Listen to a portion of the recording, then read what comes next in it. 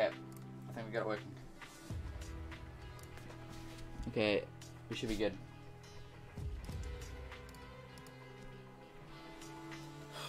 Oh, I got that in just in time, boys.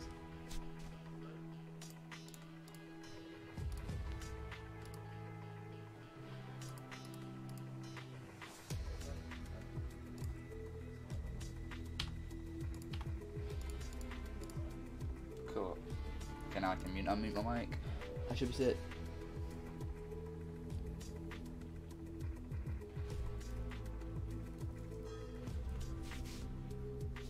Okay. I reckon this will get quite a few watches because people want to see this. And I'll make sure to say that. Here we go.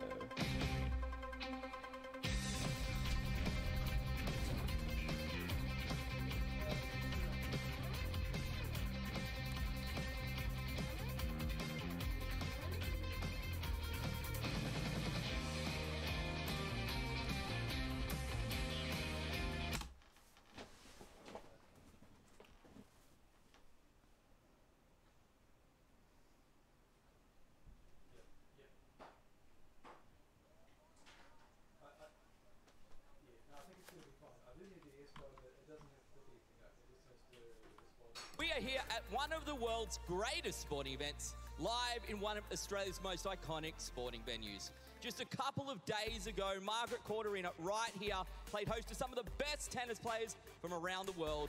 On the weekend, when we're seeing the finals in the tennis, I can't think of anything better than some Fortnite action here with an absolutely incredible prize pool. We're talking about $500,000 across 100 players here in our finals in solos this morning, and then another $100,000 this afternoon in our Pro-Am competition. This is going to be absolutely insane. I hope you're ready. Elfish Guy, how are things looking courtside?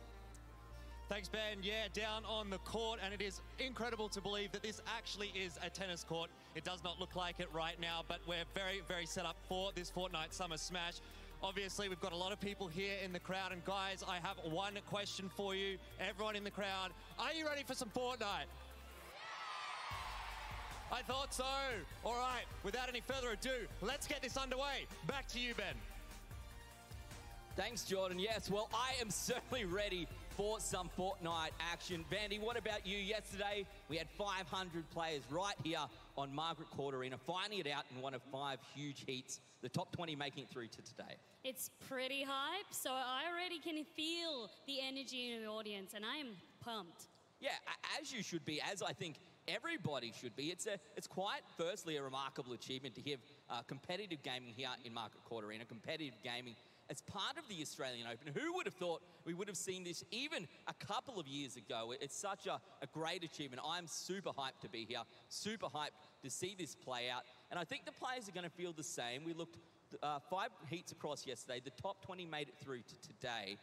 Of the 100 players that remain, Vandy, one of them is walking home this afternoon with $100,000. That's a pretty impressive day of just playing video games, Ben. And I think for all the players here to be part of history in the making, we have the traditional tennis going on at the same time as esports. This is unheard of. That prize pool is unheard of. So this is all history in the making. Yeah, Australia's largest ever competitive gaming prize pool, $400K going to the solos players. And then, of course, this afternoon, we've got celebrities coming through for our Pro-Am, people from music, people from traditional sports, comedians, all sorts of things. Plus, of course, some of our pro players and influencers, they're going to be playing for $100K this afternoon going out to charity as well. Look, I think it's just a great opportunity, firstly, to celebrate Fortnite, and secondly, to celebrate a fantastic event like the Australian Open.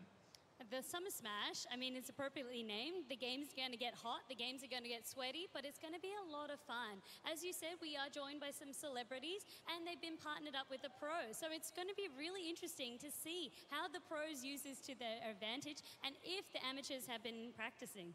Yeah, I've heard a few rumors of some of the pro players with strats to put their celebrity in a one-by-one box and hide them off on the side of the map and see if they can last through the game. But we'll see how that one plays out a little bit later on this afternoon. This morning, as we said, our 100 players, 500 started off yesterday. They came through online and registered. So the great thing about this is that literally anyone could have signed up. You didn't have to qualify through online. You could be good. You could be playing at home. You don't have to be on a team. You just have to be good at Fortnite. If you made it through, then you only need to be one of the top 20 in your heat yesterday. And if you did that, you've guaranteed yourself $1,000. Everyone who we're going to see in a little bit out here on the field has already earned $1,000. Look, I wish that was around back when I was half decent at video games. 100%, me too. As you said, it was very well fought yesterday. There were so many heats going on, but for the players that managed to compose themselves, it was so impressive to see. We also did have some influencers participating, and I mean, although we're going to get into the rankings a little bit later, we already know that Renegade's Mr. Fresh Asian managed to make it through his heat, not only with top elims, but also with the Victory Royale. So that just shows the caliber of the players stepping through this day. But as you said, it could be anybody. That's what makes this competition so fun. Yeah, and speaking of influencers, we have a couple of them down on the casting desk right now. Over to you, Dr. Lupo in Fallout. Ben, Vandy, thank you very much. Appreciate you tossing it down to us. Fallout. Dude, we're here in Australia, and did you realize that they kind of can the Americans away from everybody else? Of course, they put the 2 token Americans on the caster's desk. How dare they? Understandable corner here of this beautiful audience. They'll not hear the end of this. I guarantee it. No, this is incredible. This is one of the first opportunities we've had for Oceanic Fortnite players to really put on a show what they have, and I'm excited. This is the first major event of 2019 for Fortnite. Like we've already discussed, $400,000 on the line for solos. That's a ridiculous amount of money, $100,000 for first place, which means players are going to be playing in ways that we've seen in other competitive events for Fortnite in the past. Maybe more strategic, not necessarily as aggressive, but they go for opportunities. So we call that third partying. There's a lot of that kind of discussion you're going to hear today watching the caster. If you're here in person, thank you very much for being here. Can you make some noise, please, if you're in the audience today?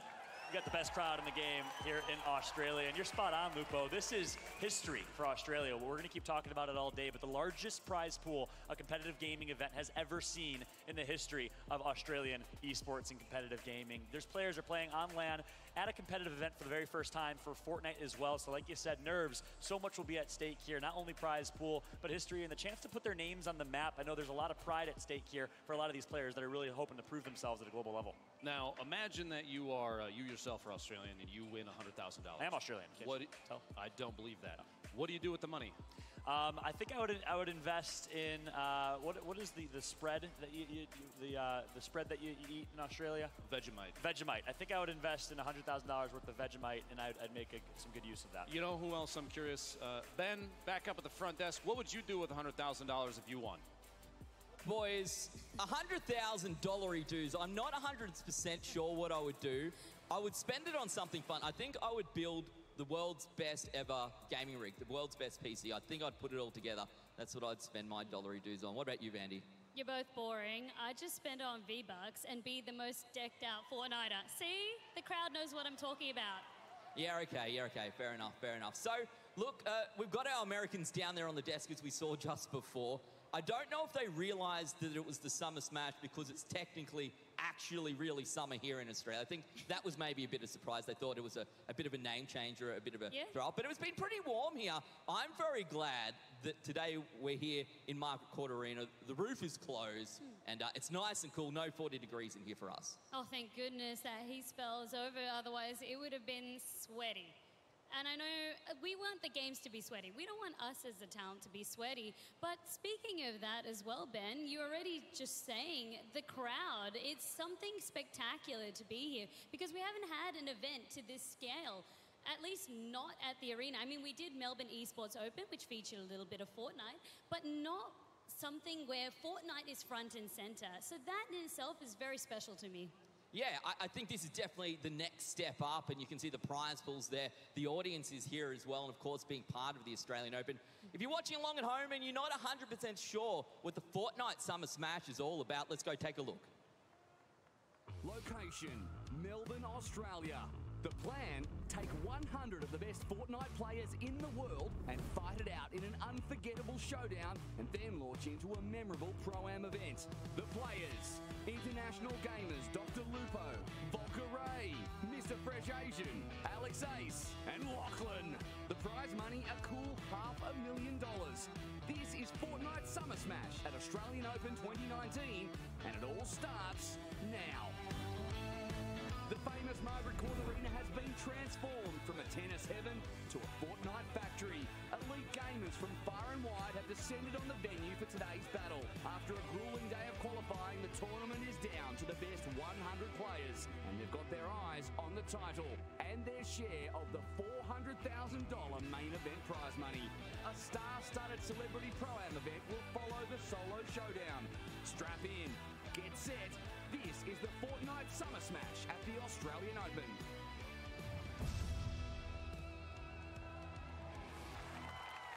What an absolutely amazing audience here already. We've got a huge day of Fortnite action as part of the Fortnite Summer Smash. As we just saw in our very interesting explainer video, we have 100 contestants remaining. We've whittled it down by 20%, Vandy. Everyone who's participating now today has made their way through. They've earned their slot. They've earned their shot. My question for you is, how do you prepare for this? I think you can take a lot from traditional sport, right? You see how the tennis pros prepare. I don't know if the stretching comes into it as much, but I think getting enough sleep, eating the right food, staying hydrated, things like that, just mental preparedness for this sort of situation. I have to agree with you. I reckon the same preparation goes straight into it. As you said, the stretching, you got to make those hands nice and nimble. But also, I think it comes down to practice. Practice makes perfect. You need to identify exactly what you're weak at. So if you feel as though you're not the strongest builder, you're not the strongest dueler, I want to see you making sure that in those public games, you're practicing those skills. And if you aren't managing to patch them up in time, just play to your strengths.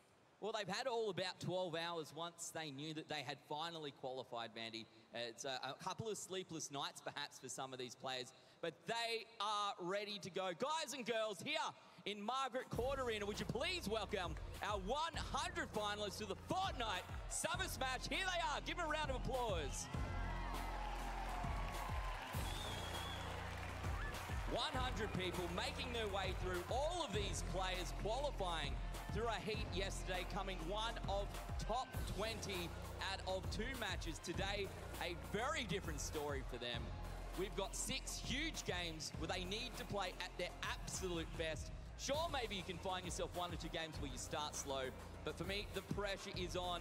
Some names to watch out for. Mr. Fresh Asian, we heard about him before, coming through, a very talented Fortnite player. He picked up a victory royale yesterday. Who else are you looking out for, Vandy? We also do have Ordis Spoiling, who managed to get 11 eliminations in total and pick up a victory royale. There's also Tainted Minds, Zhao Du, with 7 eliminations and a victory royale. Also, another player named Jax, 10 eliminations. He was high enough to also manage to take out the maximum points in this heat.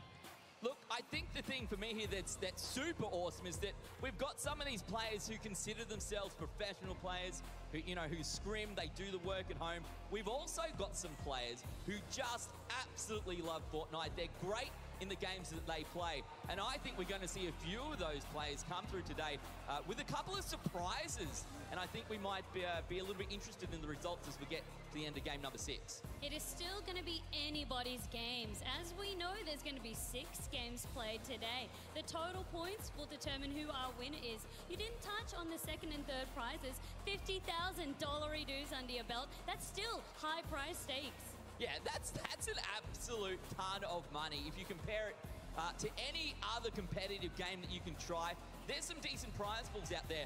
But we're playing solos, Vandy. That prize pool is all yours. If you come in the top 20, you're going to be picking up at least 2K as well. As we said, everyone who has made it through today has done a pretty good job yesterday in their quals. They're all going home with at least $1,000. But for now, I think the pressure might be starting to come through little bit mum spaghetti, hands FYI, are sweaty, Twitch, that sort of thing. on Twitch, a lot YouTube, of pressure is on. there's quite a few As we players in said, the stuff from my team. You'll see them, they've got for these guys and girls, jersey, they might have a it's game or two to warm white up, mainly, with 6 and then it's got matches to play. black and blue. It's all about consistency though, isn't it? I'll It's tell you all if I see about them. the long game, Ben. As we know, you can get points either through eliminations or through your placing.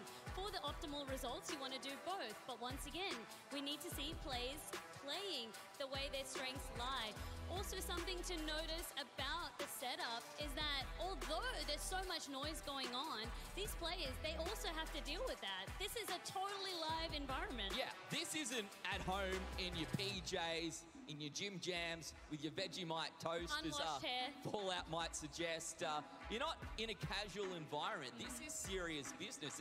It's the equivalent, literally, of stepping out from maybe a bit of high school tennis to jumping onto Margaret Court Arena to play a semi-final or something like that. So the pressure is on. For a lot of these players, they may not have had an opportunity to experience something like this before as well. So for me, again, how have they prepared? How are they going to deal with the pressure? Who's watching along at home? Have they got friends watching along at Twitch? Have they got friends and family here, perhaps in the audience? And as well, you want to be able to say sort of to mum and dad, look, you said maybe I was spending a little bit too much time on this, but look at me, I just came home with 100K. So how'd you go this year? That's it. It's for all those parents, all those kids out there aspiring. Maybe one day you could be up here. A lot of the audience members I saw as well, just hanging over the edge of the barriers, trying to catch a glimpse of their favorite player. And it just goes to show that in this environment, to be so close to your idols and heroes, maybe we're going to see some tips and tricks being peed as well. Yeah, I think so as well. There's a lot of similarities that you can draw to traditional sports, to tennis in particular, since we're here at the Australian. As we take a look around the room, you can see admins standing around in those AO shirts with headsets on. Those are our League Ops crew. They're like your lines people, I suppose, in tennis. They're making sure that everyone's doing the right thing, that everything goes to plan. The other cool thing about competitive gaming is that you can't call a ball out when it's in and vice versa. Everything's digital. It's Hawkeye 24/7 when it comes to Fortnite. So I think that's absolutely fantastic. You either win or you lose. There's no in between. There's no getting something wrong. There's no wrong calls. And that's where I think the future is, man. Competitive gaming all the way. Yeah, there may not be any wrong calls, but remember, you do have Lupo as well as Fallout on the stage, casting your every move. So you definitely want to dress to impress. Make sure that you got some sneaky plays up your sleeve, because that might be the dreams of highlight montages or some good highlight reels coming out of this event. Dr. Lupo and Fallout, you had a bit of a chance to see the guys walk around the arena. What are your thoughts? To be quite honest with you, Ben, the atmosphere, while, you know, there's a lot of people here, the atmosphere is absolutely electric, and I'm still trying to figure out what Dollary dues are. I'm going to Google it later and see if I can, solve that. Just see this guy. mystery. He absolutely loses his mind every time Dollary dues is said. Every single time. But we do have the best Sorry, crowd in Sam, I the have to game make sure here. my We're mic going to was slow muted. clap going in the audience. Let's get loud and let's have some fun, because we do have the best crowd in Australia here, ready and live. The environment is electric, as you said. It is impressive to see the number of players that have shown up. Like you said, 500 people were able to get in, register, and assert themselves for competition today. The top 20 from each heat made it through to the finals here. We have 6 games to play, to commentate, to enjoy, to watch, and to absolutely lose our minds over. Hopefully, we see all sorts of stuff come out of these players. We've watched, at least I can speak for myself, I've watched a number of competitive Fortnite events over the last year and a half, and the way that the meta has changed, the way that players have adapted, especially at a competitive level, is impressive. You have people that adjust to all sorts of balance changes, sometimes even on a weekly basis. And coming into this, there were adjustments made. We had a winter event not long ago. The entire map covered. A lot has changed since then. A lot has changed since then, and it would be it's important to note, for this event, certain features are not actually currently enabled. We wanted to make sure that people understood the intent is for a competitive environment. Yeah, so and if you didn't see that blog post, there was actually a blog post made by Epic a few weeks ago. Go check it out if you didn't see it. But this is the first event where Epic has truly embraced the fact that competitive Fortnite might be a little bit different than the generic Fortnite. So you're not going to see the Ice Legion in effect. You're also not going to see the fog enabled in this gameplay. Of course, the most recent patch, Quad Launcher, was removed, as well as the Grappler. That's going to play into effect here as well. So kudos to Epic Games for listening to their community as always. And I'm excited for the first event of 2019 to showcase competitive Fortnite. I feel like because some of those changes, especially the the removal of the grappler. That typically was an item that was used to traverse high ground very quickly. Yep. You had players that maybe couldn't necessarily compete at a building level, given the situation. Not that any of these players can't compete in building. You know what I mean? Like you'll get stuck in spots where maybe you're not in the best position. The grappler kind of resolved those issues. Kind of a crutch pretty for those easily. players, some of those players. Exactly. With that being gone, you're going to see a lot more focus on building skill and fast edits. And I know we're going to see that particularly in Oceania, this region. I know not only has the meta evolved and really it was very mobility focused, now that's changed a little bit, but we all have another layer of that as well. We've never seen this region play. You know, there's an additional layer to the meta game, and for us, casting in Australia for the first time compared to the North American side of things is something I'm very excited for. It's going to be a good time. I appreciate everybody watching here today, whether you're out there live on Twitch, you're here in the arena. Thank you very much for joining us. Ben, how far away are we? Please tell me, man. I need some gameplay soon. Well, we are, of course, in Australia, so we're living in the future here, Dr. Lupo. So, look, we're pretty close, I must admit. I suspect we're going to be kicking this one off very, very shortly. I think some interesting things pointed out there. Obviously, a couple of changes coming into the game for the competitive nature of what the Fortnite Summer Smash is. Obviously, that huge $400,000 prize pool going out across the 100 players here still competing today. So it changes up just a little bit from what you see in the live server, just to make it a little bit more competitive in nature. Absolutely, it does. To not have the ice lesion, as well as making sure that the quad launcher and the grappling hook have gone back into the vault, it changes a lot of the game because in terms of building, as you said, it still is all about the verticality to have that high ground advantage. But also something that we didn't really touch on was that mobility got a big nerf. So the spawn rate of the planes as well as the gliders and balloons has been reduced a little bit. So Fortnite is really just changing the state of the game, changing up the meta of the game. So really interesting to see how these players are going to adapt. What's up, Sivan Healer? How's it going, dude? Yeah, I think competitive gaming really is all about adaptation. It's like if the tennis balls changed their hardness or you had to change the size of your racket or something every couple of months. So, look, the reason that we're making these changes for a competitive environment here for the Fortnite Summer Smash is, of course, because we have a huge $400,000 prize pool to talk about. Let's go and take a look at how we break this one down. If you make it through to first place, you guarantee yourself $100,000. That is an absolutely insane amount of money. If you just don't make the grade, second or third, Vandy, that's not half bad as well, 50,000 AUD. I know a lot of people think that second might be the first loser, but when I'm making some serious dollary-doos like that, or some serious bank, like, I'm okay with that. But even just for participating, for making it out of your heats yesterday in the qualifiers, you still walk away with a minimum of $1,000. So that's still a lot of V-Bucks to your name. That's still a lot of skins that we can buy. I think there were some mums and dads yesterday who, when they were told that the player they were supporting had made it through to Sunday, and as part of that had already picked up $1,000. They were like, what? This isn't real. Can't be right. This can't be true. It's very much true. It's very exciting as well, with Australia's largest ever prize pool here as part of the Fortnite Summer Smash. We can see our players down there on Top the right ground now. preparing, getting ready to go. We'll see how this one plays out. They're all playing on the same gear as well. It's all set for them. So they're just trying to get ready, trying to get warmed up, make sure their keybinds are correct, that the mouse sensitivity is where it's at. It's very similar, I suppose, being ready for traditional sports once again. Yeah, while I was talking to you, I was also glancing down at all the screens down there, and you can see the players practicing some of their building, making sure that they can do their 90s all right, making sure that all their bindings are set the way they need to, because the last thing you'd want is for something to go wrong in the middle of a fight. Yeah, you got to be prepped, you got to be ready, and that is all on these players right now. Let's go and take a look at how we got here, how we found our 100 finalists for solos. This was heat number one. As we said, we started off yesterday with 500 contestants, all signing up online. This was an open competition. Anyone over the age of 16 could sign on up and make their way through to Margaret Court Arena. You can see in heat number one, it was Mr. Fresh Asian. A few cheers coming out from him. You can hear that already. Not only is he one of the most popular streamers in Australia, but clearly that's because he's pretty good at Fortnite. And I think he did pretty well as well for a Limbs. He was picking those up, not just that Victory Royale, that we saw in game number one. That's That's exactly right. 14 total eliminations to his name, and you can see that's why he got the top score over there. You're also noticing two of the Chiefs boys in there. You've got Skylar and Slayer making it into this round out of the heats. So already it shows you the caliber of players that we do have here already, but even some unknown names. So this is what we talked about. Because it is an open tournament, we might be seeing some new legends being created here today.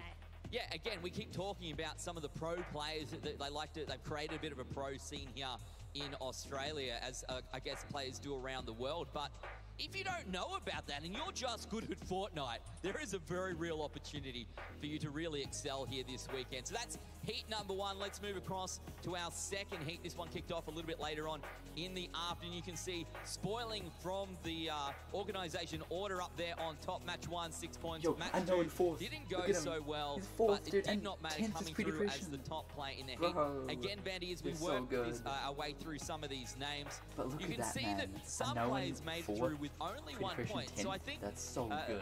what we can take away from this here was that you just had to do Unknown won one of reasonably those games. yesterday. You didn't have to play out of your mind. You didn't have to show necessarily off some strats that you want to hide for today. You just had to be a little bit consistent. Absolutely. Although the games weren't streamed yesterday, we were lucky enough to tune in for some of the heats, and you could really see that by about the second last to last circle, there was still about 20 players alive. So to see that many players just struggling for these positions, a lot of it was decided in those last couple of Eyes of the Storm. Yeah, exactly. If you're trying to make it your way into the top 10 or something like that, lock yourself in a point if you can, just in the nick of time. That might be enough to make you through your heat. Let's go and take a look now at heat number 3, our top 20 from our middle heat yesterday. You can see again, 7 points was first place. So I think if you're getting 7 points, you're probably not half bad at Fortnite. We make our way through some names that we know, some names that we don't, and of course, again, some players from traditional gaming teams here in Australia, and plenty of players who aren't from Big those. Hawk, dude. Absolutely. So well, That's man. 4 for 4 out of the Chiefs that managed to qualify it. So their gaming organization is doing incredibly well. But even Tainted Minds, you've seen them up there on the leaderboards coming out of these heats. So it just goes to show again and again, these players that were being picked up for a reason, but even the players that aren't signed to an organization, Big Hawk's maybe one of my at the teammates. end of this event, we might be seeing a couple of new additions. Yeah, a really great opportunity, I suppose, to get your name out there, get spotted, and, you know, start on perhaps a professional gaming career. Let's go now and take a look at our 4th heat of the day. This is when push was coming to shove. It was, a little bit of pressure on some of these players as well. You can take a look. Jax took out the first place position with 6 points.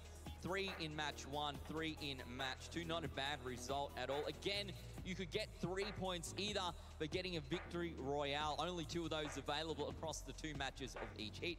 Or if you manage to pick up 7 or more eliminations. So to get 3 in match 1, 3 in match 2, Jax must have done pretty well.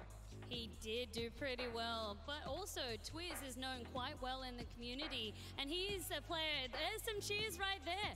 As I said, he's a player that's known for his aggression, and that didn't really pay off for him yesterday, but you could still see, even though he didn't have a great match 1, he brought it right back in match 2. So you can take this as sort of a learning going forward. You have 6 games in which you can make your move. Yeah, and the other thing I think that we do need to touch on is, particularly when the boys downstairs were saying, look, this Oceanic meta, we don't know what it looks like. We don't know how this region plays. It's not only do we not necessarily know how the pros play, but when you throw in an open tournament, you don't know how everyone else is going to play as well. It is not set. Let's now go and take a look at how our 5th and final heat went. This one was a little bit different, Bandy. If you take a look at the scores there, the highest score was 3 points. So this one, I suppose, a little bit closer. A lot of players on 3 points, on 2 points there as well. So perhaps the players in Heat 5 just a little bit closer together. That's right. I guess because it was the last heat of the day, really impacted the gameplay that we saw. People were a lot more conservative and really not as willing to play aggressive. So you might see that in the early stages of the game or towards the later stages of the game where you've just got so much on the line. Because we know, even if you qualify to the top 20, that's a guaranteed $1,000 under your name. No one wants to miss out on that. Yeah, the thing is, right, normally you don't get to play in an arena like this. Normally you don't get to play in front of an audience. And normally you don't even get to play for $1,000. So there was already a little bit of pressure there on all of these players. I think we've got some replays as well from some of the action yesterday, of course, because we didn't get to see that one online. There was some good plays that I saw here as well when we were doing our rehearsals. A lot of building, that's what I saw. I feel like we've spoken about it a couple of times now. Verticality is the word. Yep. Players here like to get up nice and high. I don't know if that's because we're here down under and we're trying to get back up to the Northern Hemisphere or whatever it may be. But that seemed to be the play. Get up nice and high, try and stay alive, get that high ground. I already know the subtitle of the game now. Fortnite, a lot of building, as brought to you by Ben. I love it. That's exactly what the name of the game is. It's really interesting because even a rudimentary builder will still be able to get the advantage on someone that might be a top shooter, for instance. It just gives you such an advantage in this game. So it's really one skill that a lot of the pros or a lot of the amateurs spend a lot of time into perfecting. Yeah, and there's a lot going on today as well. It's not just about this solos that we're going to watch this morning. 6 huge matches to play out across the day. Then, of course, another 3 big games this afternoon with our Pro-Am. Right now, we're taking a look at some of the replays, some of the highlights from yesterday's heats. 500 players forwarded out. Now only 100 remain. And look, some of these are going to be pretty good. Again, you can see a lot of players trying to play around the storm. I feel like some of them got caught out in the end. It's very difficult at the end of the game, in particular when there's so many people left. And the matches play out a little bit differently to how you play at home as well when you're playing online with your friends. That's what I mean. When you do get into these final eyes and there's still, say, 10, 20 players still around, you're like, oh, this is so much different from these public games where maybe it might be 2, 3 members that I have to contend with. So it's totally different environment. To also have that that solos element where you cannot rely on that squad element, that also changes things up because it's really that's pretty just efficient winning this yourself game, dude. Let's that go. has to make these plays. Yeah, it's only you. You've only got yourself to rely on, and I guess only yourself to blame if things don't work out as planned. I guess sometimes you can blame the storm. I know I certainly do, Vandy, if I get caught out. But that's what we're going to see today. A lot of players left alive towards the end of the match. A lot of people still not eliminated in the competition. That's the kicker. Everyone's playing for safety. They're trying to stay around. They're trying to make sure that they're in the points. They want to make it into the top 10 because there's a couple of ways to...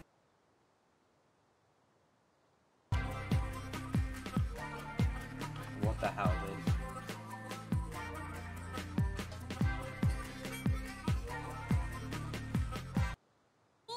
Of 100 players. We took you through the heats and how they qualified, but there's going to be some familiar names here for sure.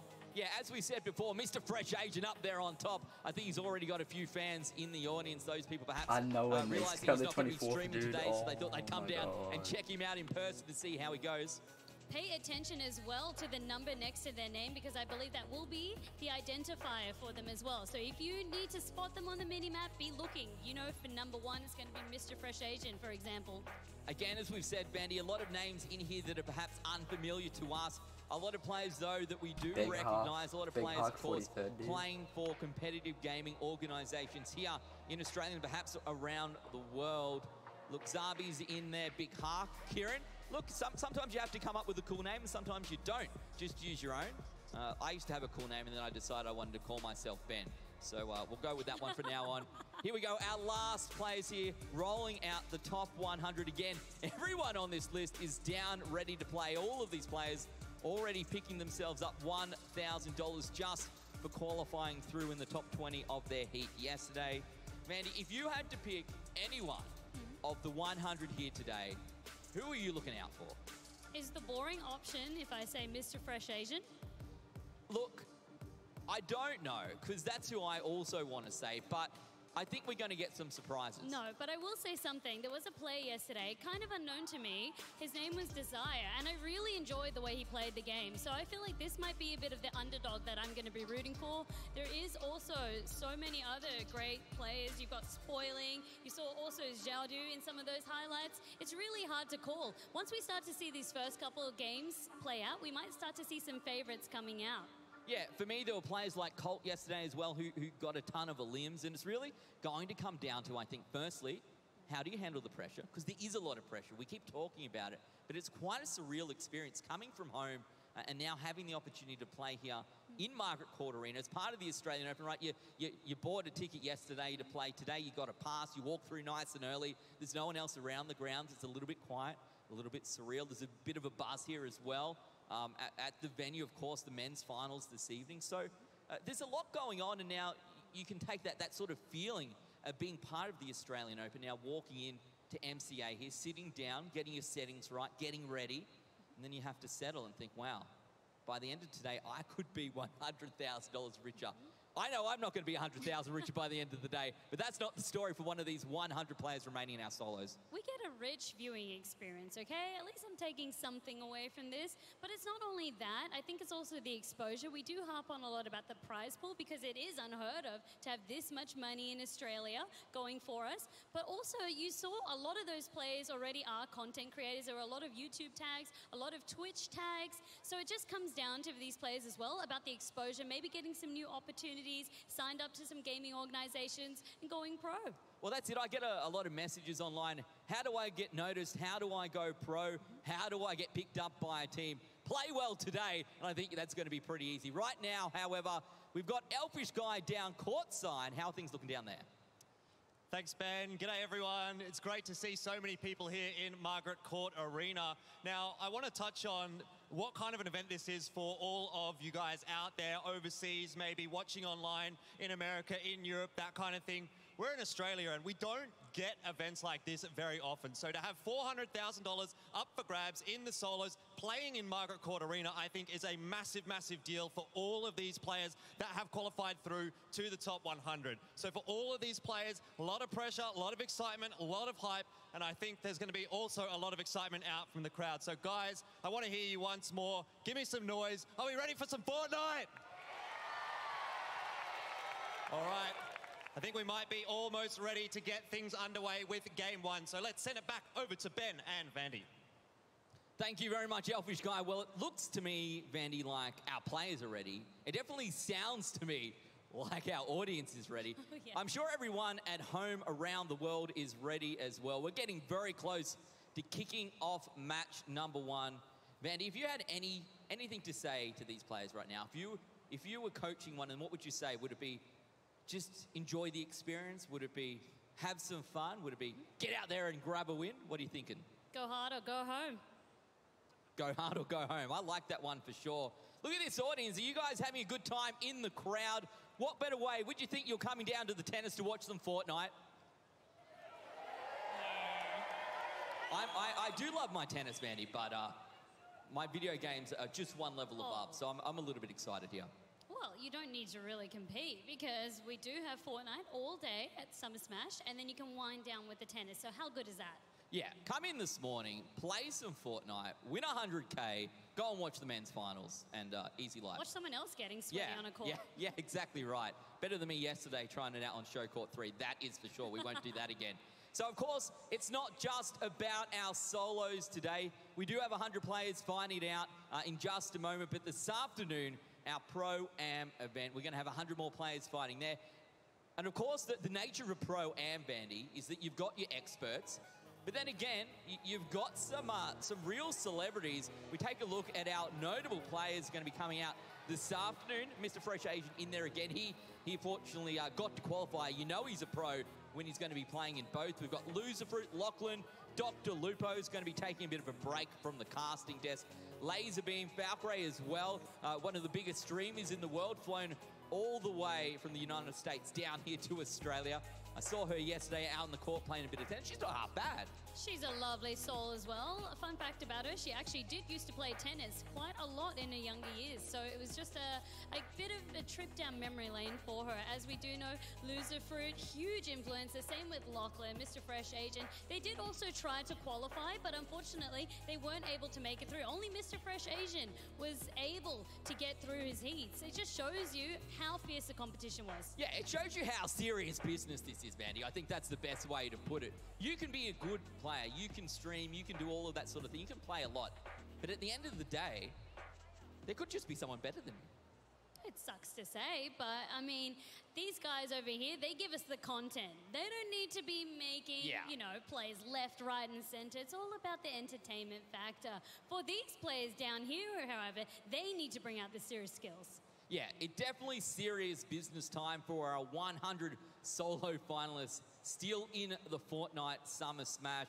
We're getting ever closer to kicking off match number 1.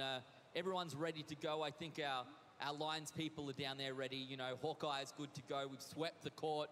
We've checked all of the balls, checked all of the rackets. Our players have stretched. They've got their tennis gear on. They're good to go, Vandy.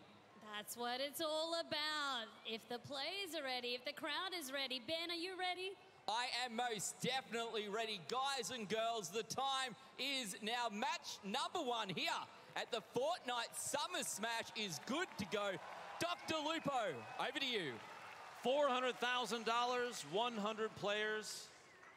The Fortnite Summer Smash. And the Margaret Court Arena in Melbourne. Just can't believe it. This is the best stage I've ever had a chance to cast on. It is an unbelievable event and showing, and I'm really excited to see who's going to rise to the occasion.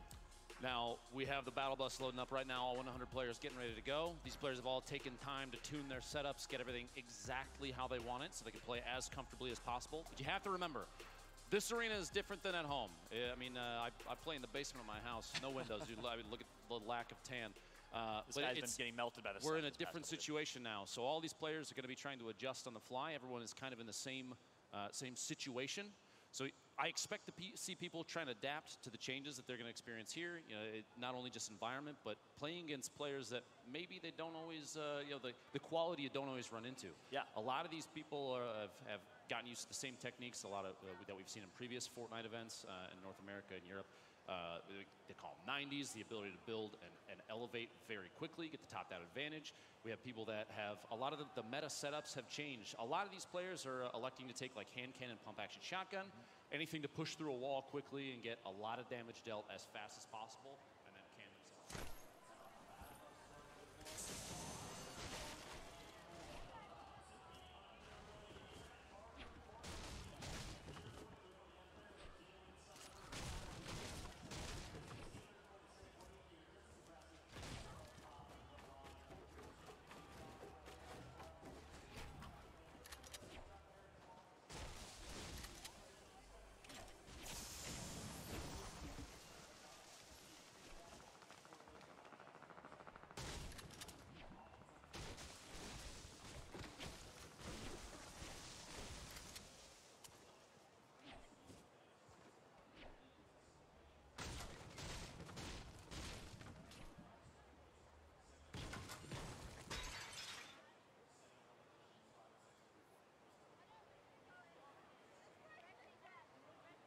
I haven't seen them die yet, so they're all good.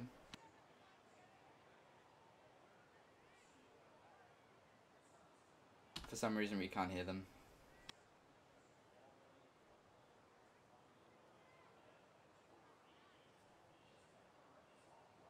Like the commentators, we can't hear them for some reason. They've messed up the audio.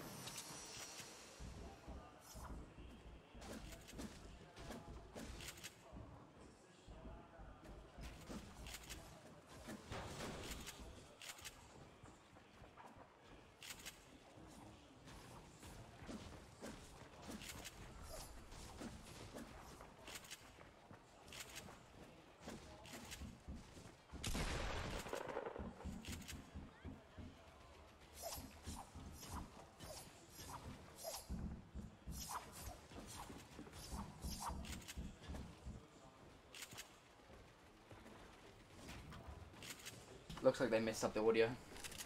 Because we can't hear them commentating. They'll fix that next game.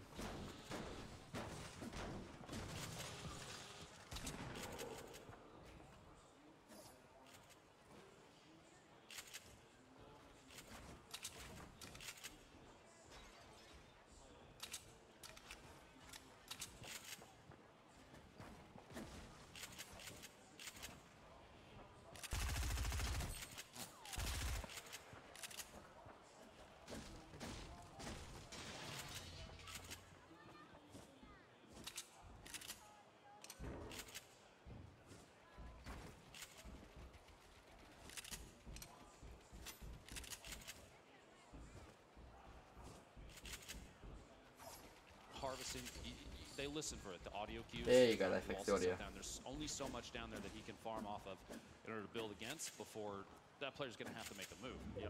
Look at Nade. Actually, I'm not sure if he's starting to make a rotation to the side. Yeah, he's going to actually go out to the parking lot, trying to get a cheeky shot in across the balcony here, playing it patient. What a fight that this was, and it's going to be, I think, oh no, missed opportunity. I thought he connected for a headshot there. I definitely jumped the gun. Almost had it. Looked like it was a pure headshot right there. I don't blame you. Slaya. It looked like Nade was potentially trying to bait a shot from Slaya, just play through as much ammunition as Slaya might have left. 98 people alive, dude. Clearly. Baited and outsmarted. Well, that's why you're behind the desk, Clearly. not down on the floor. Not playing. 100% agreed. It looks like that's going to be a rotation coming from Nade. I wonder if Slaya's going to follow, though, and try and continue on that rotation. Meanwhile, moving back over to, I believe this is Pleasant Park, as you see. The fight is wrapped up. Smile still rotating on the outskirts as well. You're going to see players early game try and avoid each other as much as possible. Literally in the top left, you see this 98. I believe that includes the spectator count as well. Keep that in mind. But roughly 90 players left on the field, and the first circle has not even closed yet. So we have quite a bit of time. No one from my team started yet. The feed there, Jax picking up an elimination. And I just saw those two players you just saw pick up those limbs, Jax and Spoiling, two dark horses in my eyes. A lot of people are looking at the Mind Freaks of the world, the twin, of course, Jesse playing, but I think Jax and Spoiling both placed first in their respective heats. Dark horses not signed by an org or a team. They're looking to prove themselves this weekend. Keep an eye on them. We saw a clip from Pretty Fresh earlier. Gets a hey, Pretty Fresh getting a kill. Let's go. Ooh. Wow.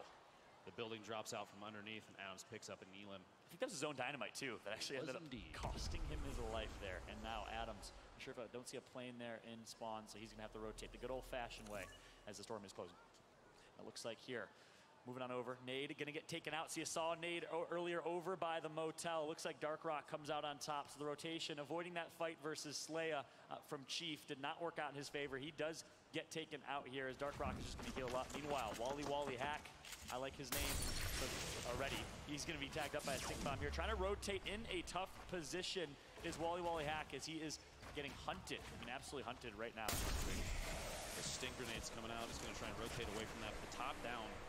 That's a tough one to move away from. He's got to use every single build that he can to try and stay alive. Oh, who is it? It's Jalen. We mentioned him earlier as a favorite. One of the most aggressive players in Australia. Looks like Quick he's edit coming in. Oh, I like the builds. I like the edits already from Jalen here. Interesting fight. He has high ground, playing patient. Get tagged up by Wally Hack here. And looks like he's just going to try and heal up with those minis. Little pauses in between fights. So you're going to see competitive players take every moment they can to utilize their time.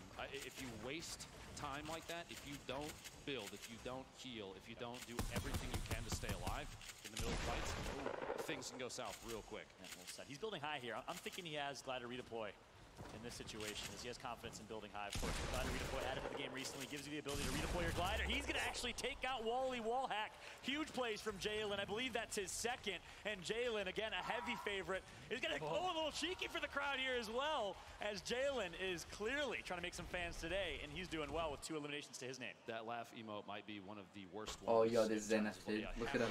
Fringe. Nails He's in a got chalk. no I feel shield. bad for myself when I hear it. Now, I would like to point out super quick, obviously, for everyone watching at home, and if you're here, we're working through some spectator issues. Obviously, materials, player count, storm, all that is slightly off based on what you're seeing. Yo, on and this what's Hawk. happening actually in the game. So we'll try and stay on top of that for you. Hawk and Zenith are both Snowy still alive. here.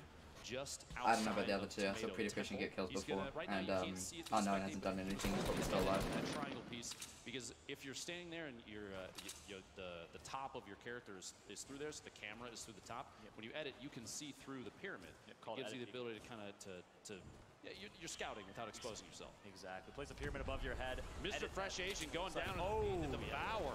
Indeed. Well played by Devour there, as it looks like Mr. Fresh Asian 1 game down. Of course, he has 5 more to be able to make up for lost time here, and he's going to continue to roll. That's the thing about competitive Fortnite is you may have 1, 2, 3, even 4, or quite honestly 5 bad games. The fact that in 1 game you can pick up 6 points if you hit both the elimination count required and get first place, you get the victory royale. That's huge. So a bad game doesn't mean the end of things. And left, right, going down, sliding down the outside. Look at that. That pump action shotgun, a 160 crit.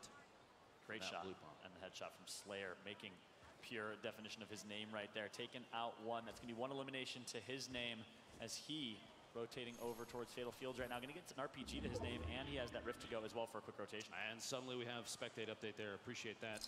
We have the second storm starting to close. We're going to be in ring 3 here in just a second. 61 players left. You're going to see high player counts early game from this. And at some point, hopefully we can get a full map up so that people can see just how tightly compact the players are going to be as this next circle starts to close. We have a very far southeast, Paradise Palms focused circle. Okay, Jason, little 1v1 here around a plane. Well done. Taking advantage of Season 7 here in just a second. A1 Beats goes down. So he'll be hopping. That's one thing we haven't talked about or seen much of yet is the use of Storm Wings. They, of course, were recently nerfed and obviously took a little bit of a nerf. Less spawns exist. It takes a little bit less damage, and you also take some damage if you die. They're still incredibly powerful, though, and you're going to see competitive players very much focus on trying to get in one of these because it gives you the ability to not engage, have in like a prominent position, and just kind of stay away from combat for a while. You can scout from up top. You can even go so far as to swap onto the onto one of the wings, heal quickly, and jump back in. Oh no, dude, Hart's getting shot at. Very advantageous. I believe in you, Hart. See here our first view of the overhead map. Look how many people still alive. 57, and we're coming down to our 3rd storm here in just a minute. As it looks like rotations are coming through from a few folks. You saw some names over in Paradise Palms. You saw Jax. You saw Price. Price is the player whom is a person to keep an eye out for. He actually is currently sitting in first place with 4 eliminations. Price, a leader in the pro Discord scene of Oceania, looking to perform here and make a name for himself today. He's the only one with a point thus far, as we haven't gotten high enough replacements. These redeploys are going to be super important as well. Even just little steps, little jumps to get closer to the safe zone, but it's not enough. I think that right there, Lupo, shows the importance of early rotations. Oh, yeah. Something you talk about often in casting in the past. Oh, did he do a storm? What the hell? Rotating early in competitive Fortnite. The longer you wait, the worse a position you're going to be stuck in. Now, I'd like to point out real quick, 2 teammates, Twiz and Vibe, stuck almost right on top of each other here, just outside of the racetrack. Looks like they're west side, which means they're not in the safe zone. They're going to have to rotate south in about 1 minute and 10 seconds. 55 players left. We're going to be heading into circle 4. But still a very stacked lobby. Vince takes a couple shots there. He's going to box in. And this is an unfortunate situation to be in for Vince. Looks like he might be able to Hawk on breathe max for HP. a sec. But when you start getting tagged up by someone, it's crazy how in competitive Fortnite mentalities just shift. Eyes just beam you, and next thing you know, you're getting focused by 3 or 4 people. Vince is able to avoid that in that situation, avoid getting taken out by his teammate, that's Twiz. They both land in the northeast corner of the map Pretty together. Christian and One Hawk lands in next to each Wailing, other. one lands near Block. I hope they don't Surprised kill they're each both still other. alive here and haven't seen each other or faced each other yet. We got Jinx with a very good top-down view, that putting a good show on for that Twitch clan tag that he's wearing there. Now, Hype, who we saw earlier, put himself in one of the best positions. I watched during one of his heats. He had rockets, a pump-action shotgun, a suppressed AR, 2 medkits, and minis, and 100-100. He was kitted to the teeth and ended up winning that game.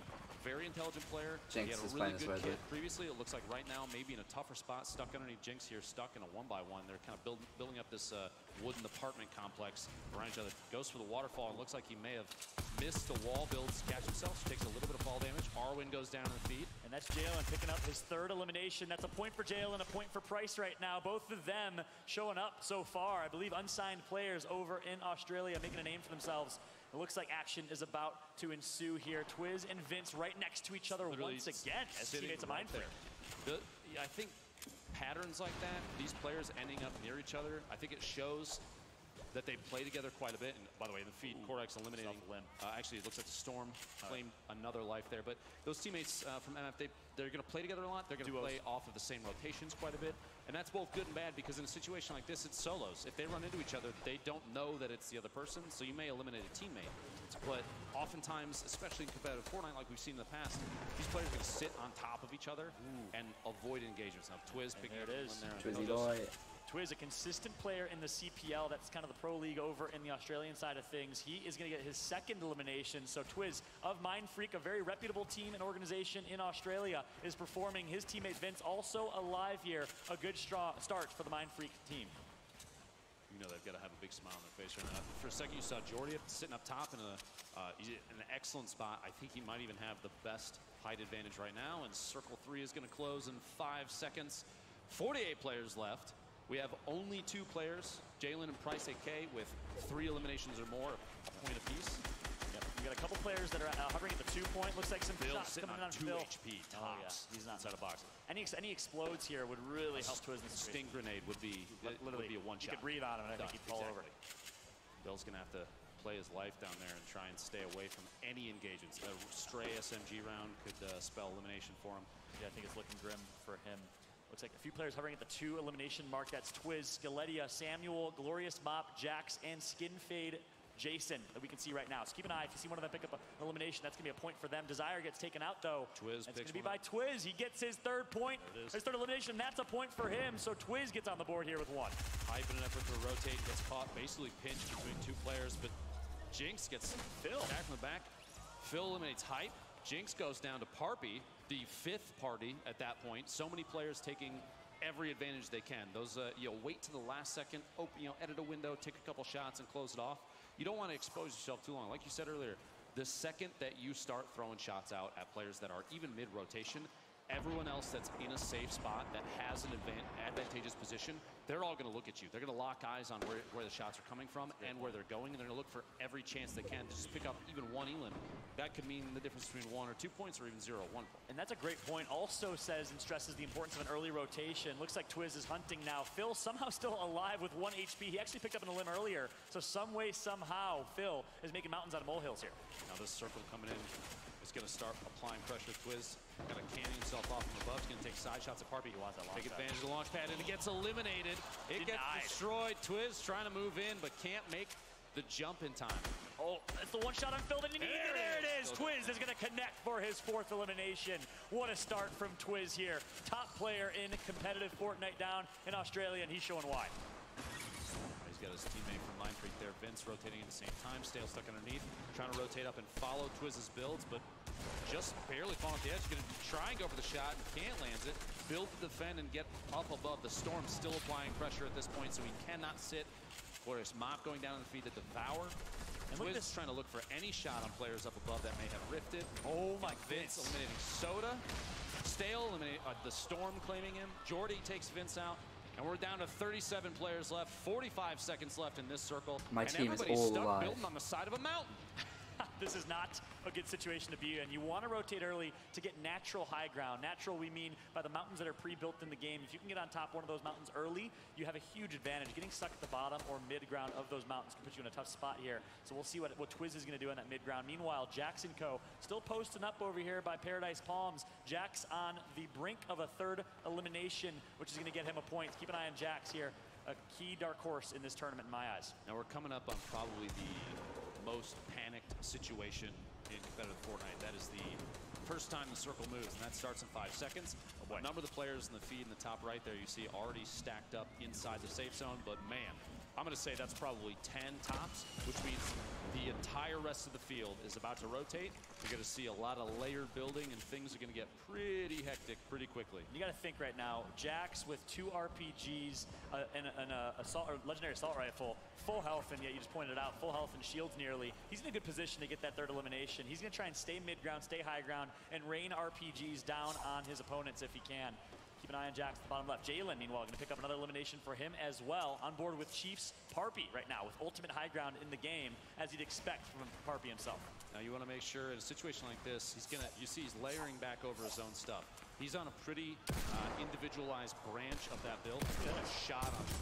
You don't see this very often in North America. You don't see people contesting a lot of those Stormwings. Most of the time this is ignored and they pay more attention what's around it. But I think Parpy in this situation, he knows there's nobody is going to challenge the height. He's trying to take just slow tap shots. Look for first shot accuracy on Unity all the way up top. He's getting a couple hits. That's it. Taking out of the plane. He's out of the plane here, I believe. This is an opportunity. Parpy could pick up a second or even third elim depending on what he goes for, what's left in the air. This is slow. Just gotta pace those shots. Yep. Trying to thread the needle here with that heavy AR. Tough to do in that situation. We're gonna hop back down to low ground and see how this fight is ensuing. Minkin, a player to keep an eye out for. Very, very late game oriented player. Very passive in his playstyle as well. Now this next circle rotation, you already saw rifts popping.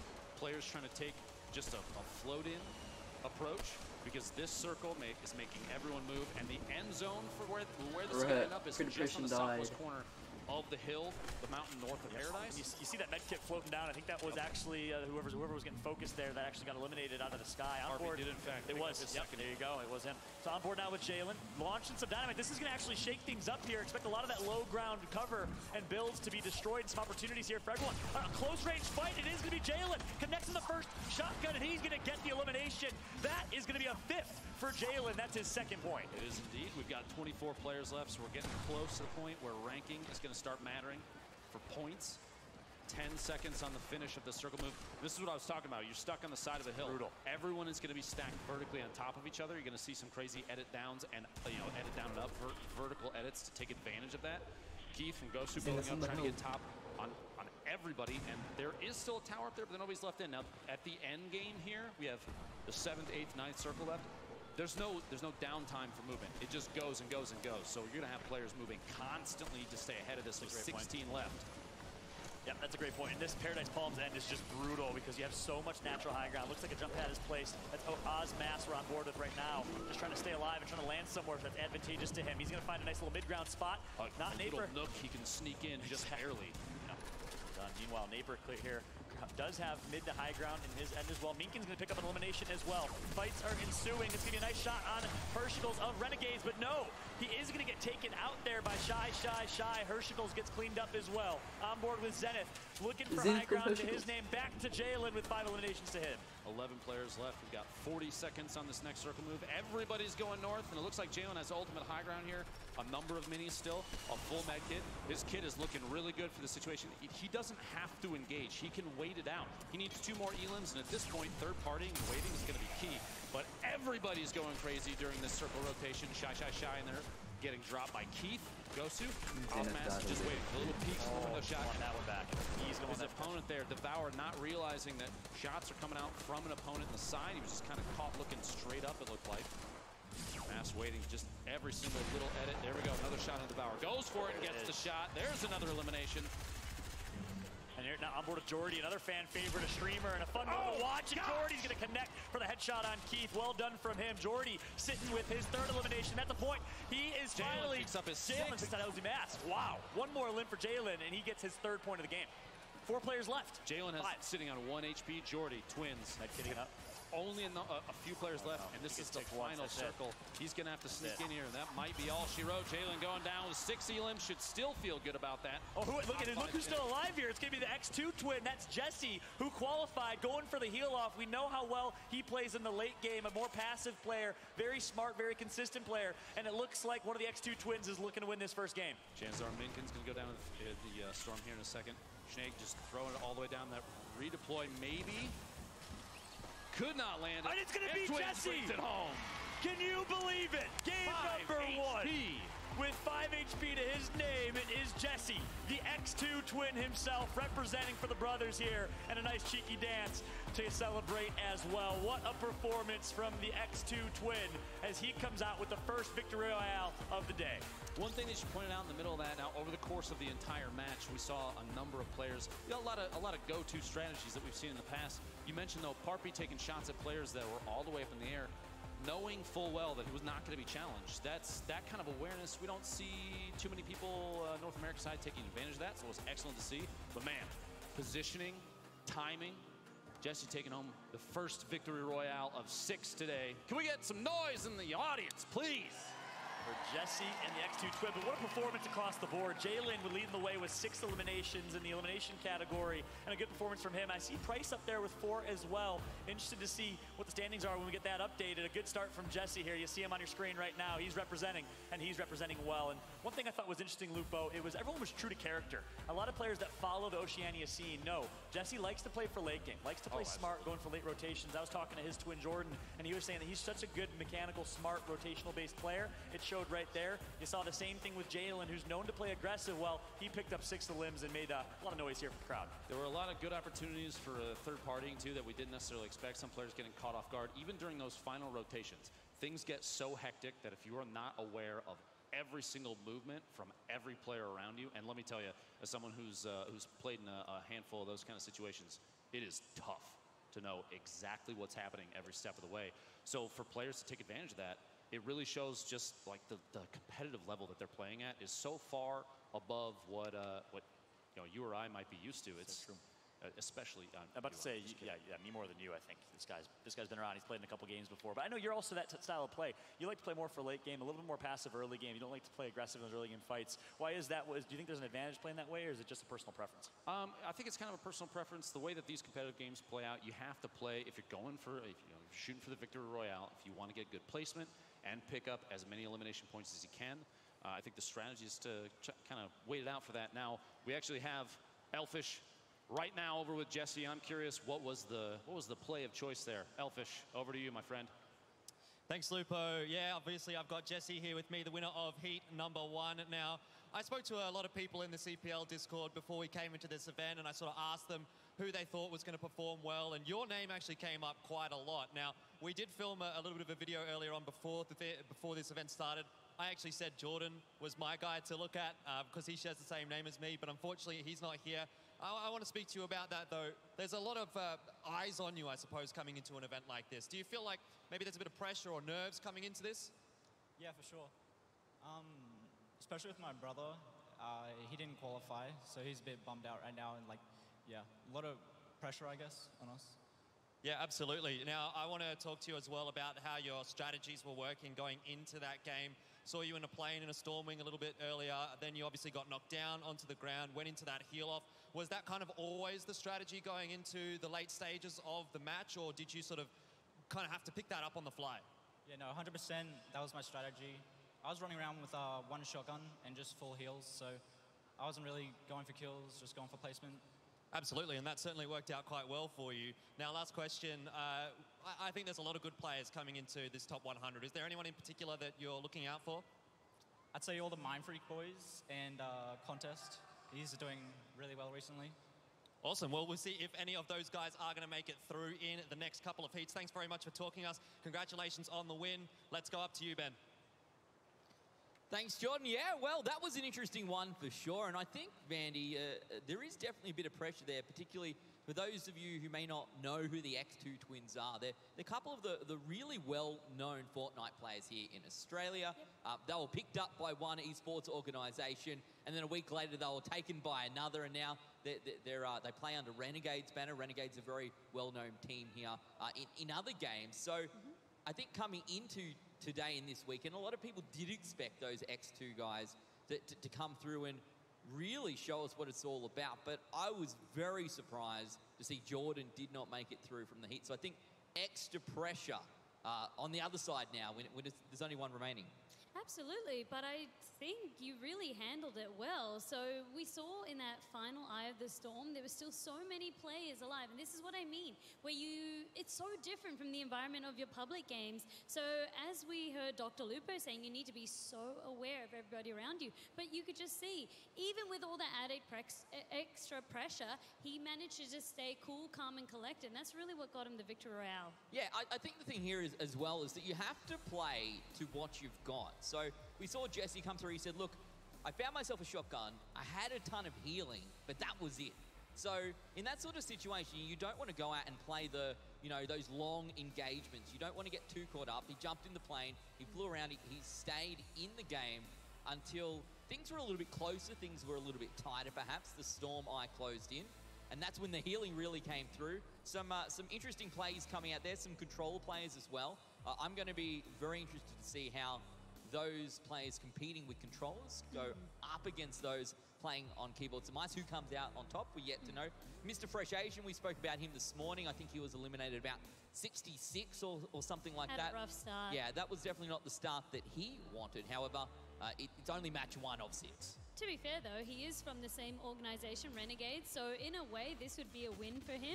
He also shares that squad or that team with, you also have Hershicles. But I guess something I wanted to highlight, which the commentators were highlighting, was Jalen, who was newly picked up on the Legacy roster. This was only announced on Friday, just days before this was happening. 1 day, in fact, before the qualifiers were to happen. So already to come out and play so well and have so many eyes on you, it was really a nice pickup by Legacy. Yeah, I think it's also very nice for Legacy because they were the organization who originally had the X2 twins before they moved across to Renegade. So Jalen was one of those players as well who we saw yesterday in the heats. Was very strong in eliminations, and obviously in match number 1 here, very much the same story, getting the max number of points. If you're taking a look at the scoreboard and you're wondering how this works, we're giving points for eliminations and we're giving points for placement. So if you make it into the top 10 placings, you know, top 10%, you're going to guarantee yourself a point. The higher you go, the better it gets. If you do, of course, get that victory royale, you're going to find yourself with 3 points. On the elimination side of things, 3 to 4 elims will pick you up a point. 5 to 6 will get you a second, and if you get 7 or more eliminations in one match, that is 3 points. So the maximum number of points that you can find in any one match is 6. A lot of players going to be looking to at least try and get 1 point per match. 2 to 3 is always pretty good though. Absolutely it is. I mean, a player that would be happy with his performance as well was Geordie, finishing in that 2nd place. We saw that he was trying to make a little bit of a sneaky play happen. However, it wasn't meant to be. You can also see in the standings as well, once we've tallied up the points between the eliminations, between the placements, looks like Jalen's on top. Yeah, sitting up there on 3 points along with Geordie. So they're going to be feeling pretty good right now. A few players there sitting on 2. Skeletia, Osmas as well. And look, anyone there that you sort of want to point out, Vandy, in particular? Twiz, he did have a pretty decent early game, we did see. I believe his point was due to eliminations because then he wasn't quite able to rotate in once we saw the mass of the players trying to get in. But he did have a pretty good round, and you can see he did enough to get that point. Yeah, so no one getting more than 3 points. So even those players who came up on top, like Geordie, of course, who got that victory royale, didn't. He played it nice and safe. So he played for placement, which found him 3 points, while Jalen played for eliminations. And I think he lost out maybe at 11th or something, just out of finding himself 1 point there for staying in the game long enough. But both those players are going to be feeling nice right about now. 3 points on the board. Again, if we, I guess, relate what we're seeing today to what we saw yesterday, the most amount of points that we had after 2 matches in a heat was 7, and you would think that a heat is a little bit easier than today because there were, it was a bit more open. Today, it's the 100 best players remaining here in our solos finals. So getting 3 points, you're going to be feeling real nice right about now. Yeah, even just getting 1 elimination is a pretty big feat because all of these people made out their heats. They earned their spot to be here. But something that's interesting as well, you had 2 aggressive plays making it into position 1 and position 2. So when you do see that as well, it kind of, I guess, raises the question, is this our meta? A lot of the Australian players do identify as being quite aggressive. They say that they're happy to sacrifice their building to mean that they can play off their aim. So what that means is as well, their sensitivity is a lot lower. So their ability to make those 90s to really scale up nice and high can be limited at sometimes. Yeah, you really got to pick and choose, can't you? How do you want to use your mouse and keyboard? If you want to be an aim player, if you want to go for those 6 shots, then perhaps your sensitivity on your mouse is going to be a little bit low. It means you're making big movements to really achieve anything. And as you said, it's a little bit harder to build. When we talk about competitive meta as well, what we're talking about here is how the players choose to play, the way that they want the game to play out. And you can be good in one type of meta, but if everyone else is playing something different, sometimes you won't find that. It's kind of like rock, paper, scissors, I suppose. Yeah. If you like playing rock and everyone else is playing scissors, then you're in a good spot. But if 90 out of 100 are playing paper, it's going to be a pretty tough day for you. That's right. And you can use Twiz as an example. He likes to focus on the high ground. And a lot of the time when he was taking those skirmishes, those engages, he was constantly on the high ground. So for a player like him, he focuses on every single aspect. Whereas for a player like Jordy, he's happy to, as I say, really sacrifice a little bit of that building potential because he knows in a firefight he can win it. Yeah, my question though, I'm wondering, you know, we do of course have the Pro-Am a little bit on later on this afternoon, 100K up for grabs there for charity, and we've got some Australian celebrities coming in from that one, some from traditional sports, some from music. I heard maybe that Hughesy was coming through as well, and I want to know whether they're out there watching now getting a little bit worried, seeing just how good these guys and girls are playing today. Maybe they're thinking, oh, I thought I was good, I've been playing at home, and they're just sweating just a tad now. Maybe, but remember, they do have their pro to help them out, really carry them along, as long as they listen to their pro and not try to make their own plays that you see unfolding in their head. I believe they'll be fine, but this is good inspiration, maybe picking up some secret strategies that they might be able to bust out. I heard a lot of them as well were practicing in the lead up to this. I hope so. They practice for everything else they do in life, and this is a pretty big deal. I suspect a lot of these guys and girls coming in the Pro-Am maybe haven't had a chance of playing something like Margaret Court before, so maybe only one or two, so that's certainly interesting. Of course, we have some of our huge influences from both Australia and overseas. Dr. Lupo, who's been down on the casting desk, travelled all the way from the United States for this event. Lots of people here to see him today. So he's not just casting this morning, he's also playing in our Pro-Am a little bit later on this afternoon. Let's go take a look about what Dr. Lupo is all about. My name is Dr. Lupo, Benjamin Lupo, and I'm here to cast and play Fortnite. Should be a good time, I'm pretty excited. It's really warm though. I definitely have the skin for it, for sure. Playing Fortnite at a competitive level it's difficult. It's very clear, you know, who the people are that adjust well and who is truly competitive versus those that maybe have a little more casual viewpoint from the game. And I like watching that. I like seeing the top end really show why they're the top end. So for the solo side of things, you have $400,000 on the line, which is an insane amount of money.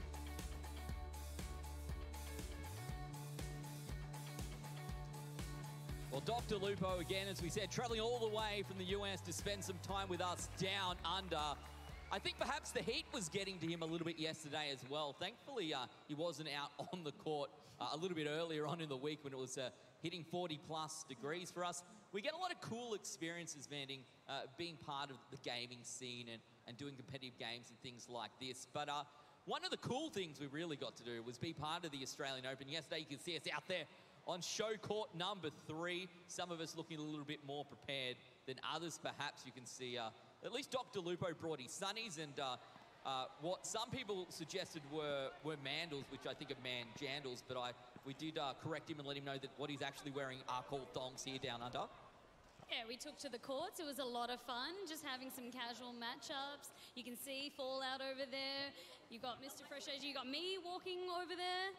And it was just a lot of fun. So me and Lachlan, I mean, we were really trying our best, but it's all just about the environment. And as you said, just being able to be here, doing an esports event, it was something special. And this is definitely something that I'll remember for a lot of the years to come.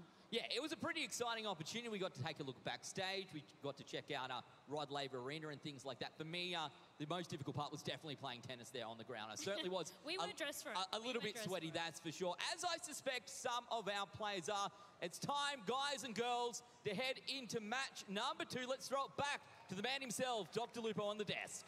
Game 2 of 6, $400,000 on the line. Fallout! The battle bus is taking off. You ready? Yeah, buddy. Game 1 was a show. Game 2 and every game following, I think it's going to get better and better. I need to point this out, though. Did you notice how you took a seat while we were all out there playing tennis and being athletic? I assumed the managerial position. I want to make sure everyone was. I didn't want to fry. Coach Lupo. Yeah, that's not what they Patrick call me, but yeah. I can appreciate that. No, so typically, just a reminder for people that are watching at home, when you watch competitive Fortnite, the first game oftentimes is people play a little slower. They're a little bit more reserved, especially with this amount of money on the line.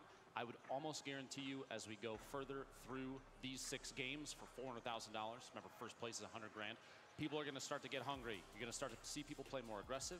You're going to see more common. We call them W key loadouts, where you just hold forward and push into. Or the Aidens of the world. Yeah, exactly.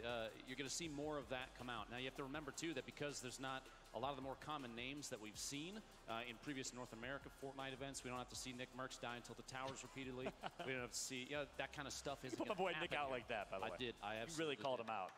And I do still believe that a gorilla would win versus a grizzly bear. I'm agree with you on that one. That being said, we have a ton of new stories being shown. We've already seen players from Mindfreak both putting on a good show, landing near each other and playing very similarly. Still, obviously, in situations like that, taking shots at each other. But, man, things are about to get pretty crazy. We got Game 2 coming up. And that's a great point. I'm glad you bring up some of these new players, new stories, because I was actually chatting. I know you were chatting with a lot of the fans out here in the crowd. You ask them who their favorite players are. They say the players, the ones we know, we love, Dr. Lupo, Tfue, a lot of the streamers back home. But we're making some fans of Australia here today. Support the local heroes, because there's quite a few of them that have been performing so far. We got Jalen, who played huge, the X2 twin, Jesse, who had a great first game as well. I'm excited to see what these guys can do, of course. We haven't seen any Tilted Towers action. Speaking of Aiden and Nick Merckx yet, I'm excited to see what's going on at Tilted. I know Jordy likes to drop there often.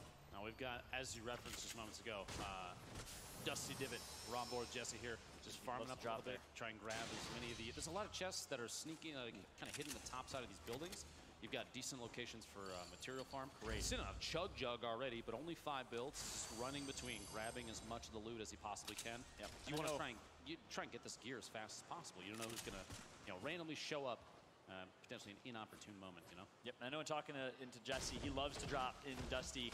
It reminds me a lot of Ghost Bizzle, speaking of the North American side, the Ghost Bizzles of the world in NA, who dropped Dusty, the great in materials, great in opportunities to pick up some loot. And here you have the Tilted Towers fight. Looks like Battle of 2. It's perhaps the Australian Nick and Aiden. We got Jordy, and I think it was Jason over there. Jason, yep, Skinfade Jason here.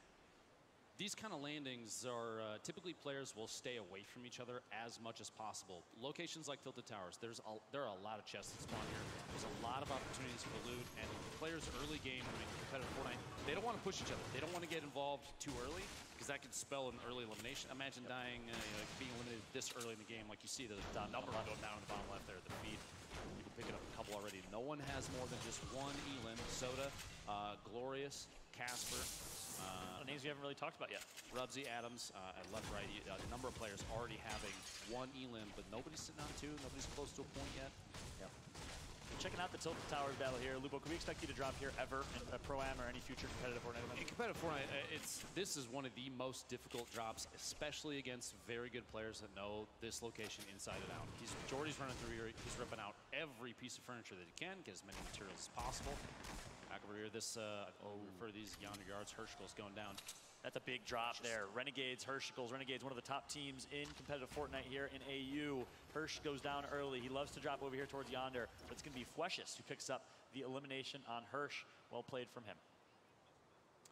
Early game Fortnite, you are in a situation where you get to choose, let's say, 2 weapons. What's your go-to loadout? Ooh.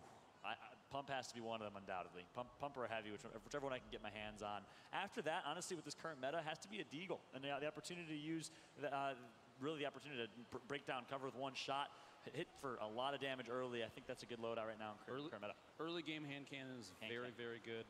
Looks like we maybe still experiencing a couple little issues there. Apologies for that. We're working through those. We have this fight back. Jason, Jordy, little 1v1 action and L's. They're going to go these little, in and out of the doors, try and pop up walls and go for an edit. He's trying to get the replace there, and it just can't quite land it. Jordy holding down left click there. The edit, the corner edit out there, a couple shots, a lot of shield damage dealt. They're going to disengage. Like I mentioned earlier, Jordy, you saw there popping a mini. Every chance they have to heal, they will take it. Ooh, Jordy's been doing a good job placing cover. He has edit rates too. Meanwhile, Mr. Fresh Asian picking up an elim, but Jax goes down as well. That's a key one to keep an eye on. But this fight here, Jordy getting tagged up significantly by Jason. A crucial one-on-one. The winner gets all of the loot from Tilted, and it is going to be Jason in the Battle of Tilted Towers. Shotgun tag there, just enough around the corner before Jordy could get a wall built. Gets the elim, and Jason's in a very happy spot now. At this point, maybe potentially owns Tilted Towers. Going to have kind of majority loot to himself. one thing you have to look out for, I was literally about to mention it. Colt, a third party coming in. He was listening to that fight. I guarantee you from distance. With gotta go. Jason's That rift to go coming in clutch here. Colt gonna take some shots from distance while Jason's trying to rotate. Not enough.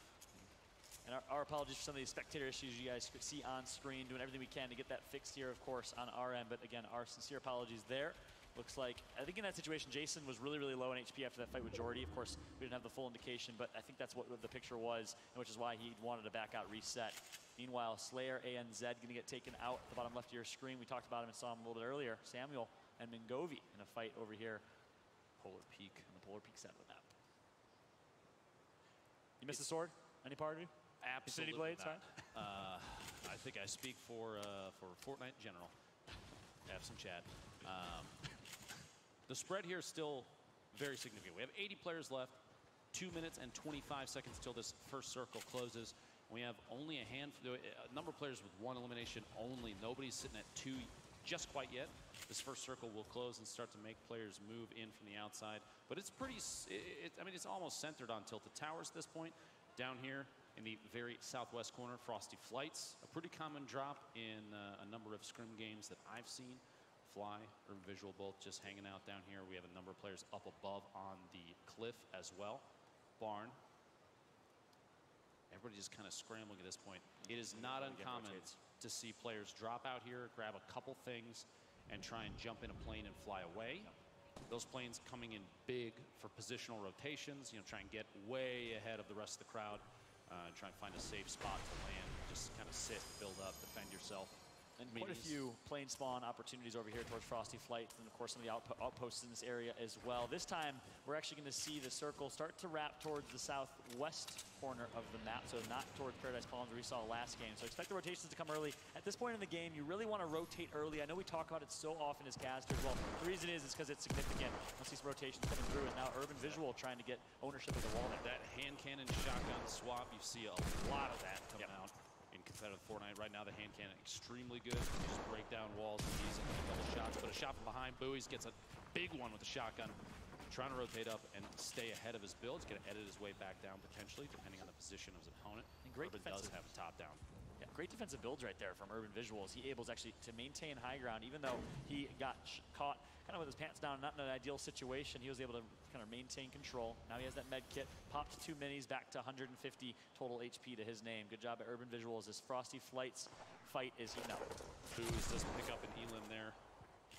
Going for the second one on Urban Visual. Can he get it? The shotgun just barely misses the wall blocking. A second shot, and he took a little bit of shield damage from Urban there. He's trying to just catch one shot. It may be a pellet or two from the shotgun. That could mean another Elim for him. He's going to sneak underneath, pop one of those med kits, sitting on a decent amount of materials, assuming that is accurate. And this first circle is about to close. We have 77 players remaining.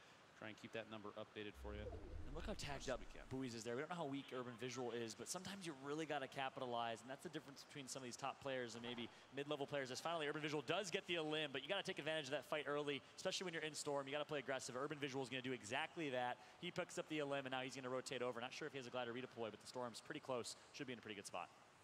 I'd be surprised if he had not already checked to see if there was a plane. He's not too far out from the circle right now, though, so it's not a huge issue. Now, Samuel up there on the cliff. I'm curious if he remembers whether or not, if he's keeping track of who was still alive down there, how many players, and kind of using audio cues to see if eliminations have happened relative to what's in the feed. Kaz and Snowy stacked on top of each other. Wally Wallhack going down to Keith in the feed. We have our first player at 2 eliminations, Adams. Adams is 7 HP right now. And honestly, look at this elimination count that we have here. A lot of new names looking to prove themselves. We've got Adams, Jinx Twitch, Clicky TTV, Taylor is me, Soda, Glorious Mop, Tommy. A lot of names that we haven't necessarily heard of in competitive Fortnite as necessarily top players looking to prove themselves, and it's great to see that happening so far. We'll see if they can finish, though. It's not about how you start. Of course, in Fortnite, it's about how you finish. As Mr. Fresh Asian is going to get taken out there, it's going to be by none other than Jalen himself. Well played, well shot from Jalen as he continues to roll. Pair of tough games in a row there. I guarantee you, though, somebody like Mr. Fresh Asian is going to come back 3rd, 4th game and put on a show. It's kind of it's a reinforcement You know, maybe you suffer a couple games in a row there, and at a certain point, determination just going to kick in for a player like him, and he's going to crush. That's a great know he's going to crush. And he picked up our highest elimination game, single game yesterday in the heats. He had 11 in a single game. Yeah. So to your point, I think you definitely can see him pop off in one of these later games. For those that may not be aware, 11 eliminations in a single competitive game of Fortnite like that, that's nuts. It's unbelievable. That's a lot. I know we're used to seeing Tfue and Co drop 20 in public matches. A lot different when it comes to competitive play. So yeah, we're out here in Australia, my friend. I don't know who those people are. What are you talking about? I like that. We're talking about the twins here. We're talking about Jordy. We're talking about Hirsch and Co. instead.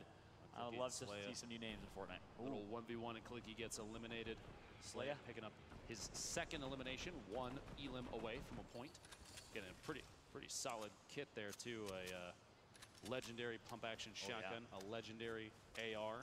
He's got a Rift to Go, which is a huge mobility item. Especially with the vaulting of the grappler now. That's really one of the key mobility items. So yeah, he's in a great spot here as Slaya. I believe recently signed to Chief, if I am correct. So Slaya looking to represent his organization. A strong start from him. Meanwhile, big fight ensuing. It's Synergy versus Rubsy. Looks like Synergy has the upper hand in health right now, as Ziadis, who had the pickaxe elimination yesterday in the heats, picks up one at the bottom left. Still sitting outside the storm here. Both players going for a little heal quick. Just excuse me if you could, please. Don't push me just yet. I need to pick up some more hit points. Yep. And again, back to the point I made earlier, the best players know when to play with aggression. Oh, and that's going to actually cost Synergy. I believe he had the upper hand in the fight as Rubsy was down to 5 or 10 HP. But because he did not play with confidence or aggression, Rubsy pops the med kit, drops low ground, and picks up the elimination. Huge play from Rubs instead of an easy elimination that could have been picked up. At this point, we've got 32 seconds left until this circle closes. 58 players left in the game. Coming up on third circle soon now, sitting inside a box here. Slaya right now might be in the best position gear-wise of any player that we've cut to. Spectate Colt picking up an elim on Jason in the feed down there. Player that we're going to try and keep our eyes on as well. I still have that Rift to go out for a second. He wants to save that for late game if I'm Slaya, which I think he will do. It looks like over here a fight going down towards factories of Loot Lake. Former, rest in peace. He's now Spoiling. The player, again, I label as a dark horse personally. He did win one of the heats yesterday. Let's see what order Spoiling can do in this one. Some good shots in, keeping some pressure on Kieran. Kieran is under just a world of hurt. This is the situation we talked about yesterday, or last game, Lupo, where when you get starting to get focused, everyone just turns their attention towards you. It's a tough situation to be in, but it is going to be Spoiling that picks up the elim on Kieran and is able to capitalize on that misfortune from Kieran over towards Loot Lake. With the exception of trying to just spin your mouse and build as fast as you can, when you're getting lasered by multiple people simultaneously, there kind of isn't anything you can do. Yeah. That's a tough spot to get out of. That's a great point. Jinx Twitch, who had 2 elims, is going to get taken out here by Johnny Lingo. And now just a quick moment as things are slowing down just a little bit. If you have not noticed yet, Fog is disabled and Ice Legion is not in the game for this LAN tournament. So Epic Games, if you missed it, made a blog post announcing that they'll be taking a close eye on competitive Fortnite and recent updates. This is the first event that they announced they'll be doing that in, and they really showed. They listened to community feedback, and it's awesome to see Epic Games taking that in action. Just a quick point too, player number 31, that's Jesse the Twitch X2 Twins, the winner from our last game, is still alive. No eliminations, but he's still out in the field. Looking to pick up maybe a back-to-back. Blow my mind out of the gate. I'm down for that. Tilted looking pretty hot and heavy right now. The number of players building up. This, what you saw there for just a second, this structure, what they do is they knock out the wall and replace it with their own build so that they take ownership of that surface. What you can do with that is even things like this. You saw quick window edits to reset kind of the transparency, or even take a shot through real quick. People take ownership of these surfaces as much as they can because it gives them the ability to traverse a building faster than other players. They have to knock it down. They've got to replace it with their own stuff, and if you own it, it's your building.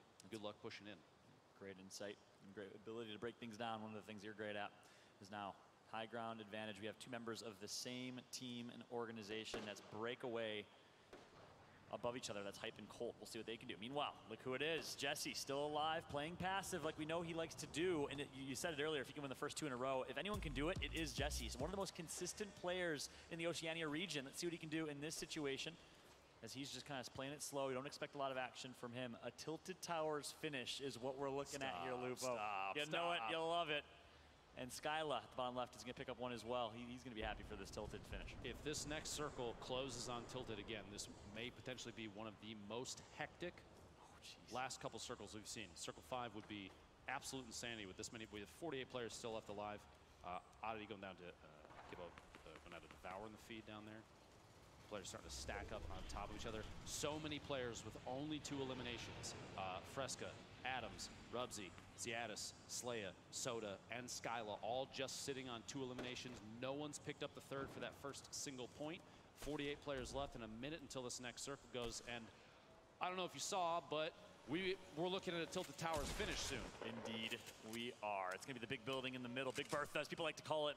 Mind Freak Twiz picks up 1. We saw him perform in the mid to late game last game. Let's see if he can do it again. Twiz looking consistent here. One of the more consistent players in the region as well. As we continue to tell the stories of these local heroes that deserve all the recognition in the world in front of a global audience and stage.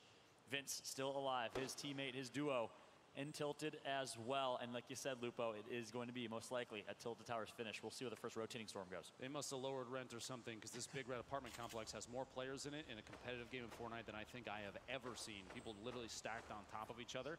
And that is going to get crazy towards the end, because in a situation like this, especially in Tilted, you have a lot of vertical structure already. Rotating down just to sneak underneath builds is kind of a good call. Looking for a snipe down there. You see Casper in the bottom right corner of your screen just trying to sneak one in with that sniper rifle. Couldn't land it. Ziadis the top down. But as I was saying, you're going to see a lot of people choose to go down to the bottom and sneak underneath everything, because there's so many lines of sight that are blocked because of all the structures already. Harpy, somebody we saw stand out earlier, picking up an elim there. Urban Visual getting another one. And Casper's going to have to rotate in. He took a snipe shot a moment ago. Let's see if he can avoid one of his own in a second. Cans himself up against a wall. He's going to try and just build up. Getting stuck against a surface like that can spell elimination for some players if you can't get out of it very quickly. Luckily, Casper is okay. Phil, Soda, Jesse still there, stuck. He's sitting in the same box on the north side of Tilted, and I don't blame him, because it is safe. Yep. There is no reason to move from that, and minus maybe going after loot from a third party from somebody else. If he's sitting on a lot of build already, I'd take a nap in there and just wait it out. Look at it. Actually, look at his materials. Are you kidding me? This is textbook. It's on 2,500 already. He's got a blue pump, a green AR, not a whole lot of ammunition for that, but the heals alone, 2 full shields, a med kit, 15 bandages. Jesse is looking endgame, like you said earlier. That is the strat, and he's going for it. Yep, I love it. And I love how you pointed out the fact that some of these players are content with just making their own 1x1s. Rather than that expensive rent at Big Red Brick, they're going to make themselves their own little shack, a 1x1 box and post up. Expect that to happen here. As rotation's coming early from Jesse, the X2 twin. Smart play, smart decision to rotate early, and we'll see if it helps, as it looks like we are going to be traversing a mountain, or is it in Tilted? It's still in Tilted. It's still in Tilted, that second circle. This is going to get absolutely ridiculous here in a moment. We're going to have a lot of players trying to replace walls and move at the same time. You see here, Jesse's building up. Literally, he's gluing himself to the side of the big red apartment building. You hear traps going down inside, too. He's going to have to keep his eyes and ears open for that. Wow. Left, right, going down in the feed to Sync from Chief. Yep, that's 3 members of Chief still alive. That's Skyla, Slaya with 2 eliminations to their name, and Sync has 1, I believe. So what a finish here from a lot of the household players in Fortnite. If you don't know X2 twin Jesse, there are 2 twin brothers. One of them, unfortunately, did not qualify, but they played next to each other. They stream on one channel. They jump back and forth from gameplay. They have a YouTube channel as well. It is some of the most entertaining Fortnite gameplay I have seen. Make sure to check those 2 out as content creators in Fortnite. Fun players to watch and top players as well. And we only have 1 player currently sitting at 3 eliminations. It's Rubsy, which means that is a point for him already out of the gate. 39 players left, and we have the rotation starting. We have 30 seconds until this circle finishes. Ziadis just trying to get some third-party tap fire there on Sync. Chief is rotating in. Harpy very close to the edge of the circle, gets a couple taps there and gets eliminated. Ziadis picking one up there. That's 3 eliminations. That is a point. 37 players left. 10 seconds till the next circle. If this stays in Tilted, oh my gosh. I don't know what to do with my hands. Your hands and other body parts here. You're no standing, idea. It's going to be insane. You're losing your legs here, too. It's going to be go. Absolutely nuts. Rotating just on the northwest hill. It didn't go to the big shack mountain, which would have been a huge rotation they'd have to traverse. But here's the problem, something to keep in mind. Because this rotation is going to push a lot of players up a hill, you're going to have people that are on the lower layers of Tilted right now. They've got to move early or risk just getting popped on the move, because they have to push up the side of a mountain.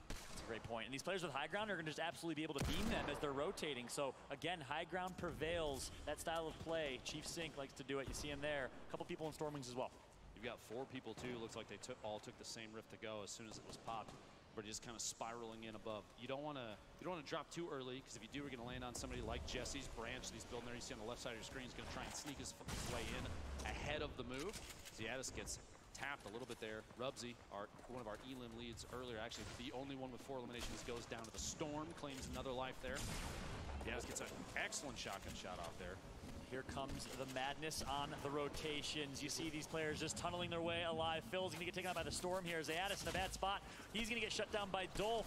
And it looks like during the rotation is where you see a lot of these eliminations picked up. Look at these tunnels and this pure building right now from the Australian region. Absolute madness. Insanity. This is what you expect from a tilted finish.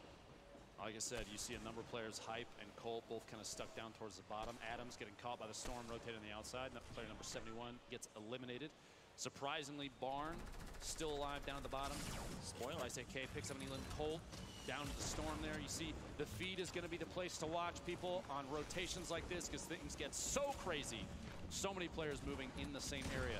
Quick shotgun shots. Boiling trying to pick up an Elim, but the wall stopped it. Jesse way ahead of the game down there, trying to stay up on his opponents. That branch is pretty weak, not a whole lot behind it, but he's way ahead of the game. So smart. The fastest to rotate. Both times we saw the rotation over to Big Red and back over to his original 1x1. He's the first to rotate. So smart, so methodical is Jesse. And he has full health, full shield right now as well. And look how many mats he still has, 700. You have to remember, though, he was sitting on 2,500 roughly before this rotation. When he moved out of that little building he had on the north side of Tilted, he was sitting pretty. He's already burned through all of the wood and all the brick. That's how much building goes into rotations in competitive Fortnite. People are trying to layer themselves off defensively as fast as possible. Down to our final 10 players here in game number 2. You see Jesse, you gotta say he's a favorite with the most HP total.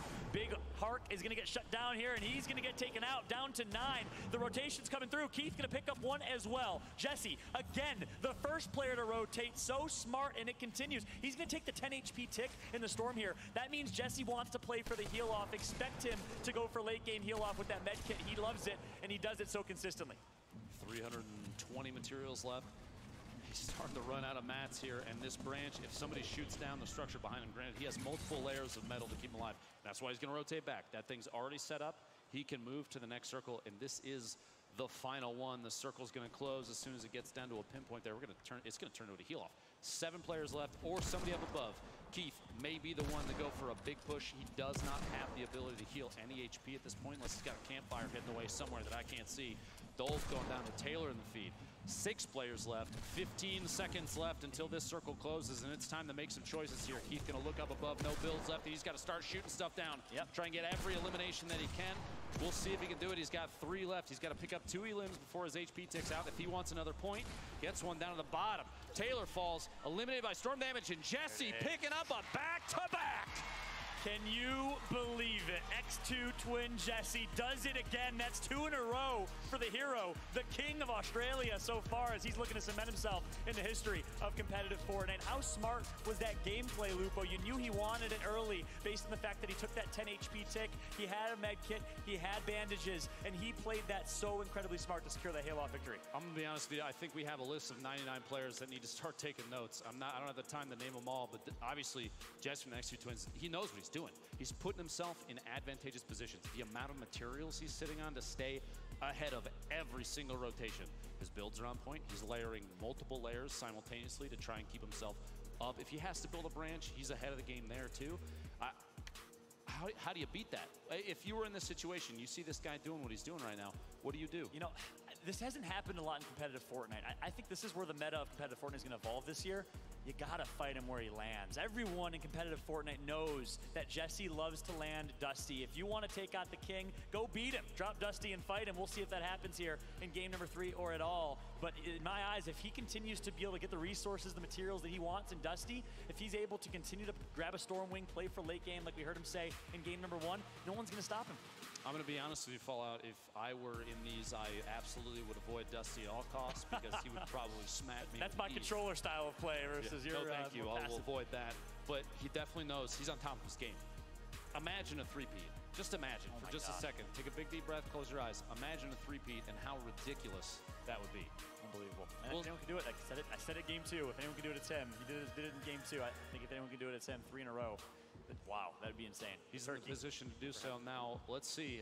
Elfish has him over at the over for an interview. Elfish, tell us what the man's thinking. Cheers, guys. Yeah, obviously back here once again with what you guys are now kind of calling the King of Australia. Certainly the case for these first two games. Guys in the crowd, can I please get a bit of noise for Jesse, our back-to-back winner?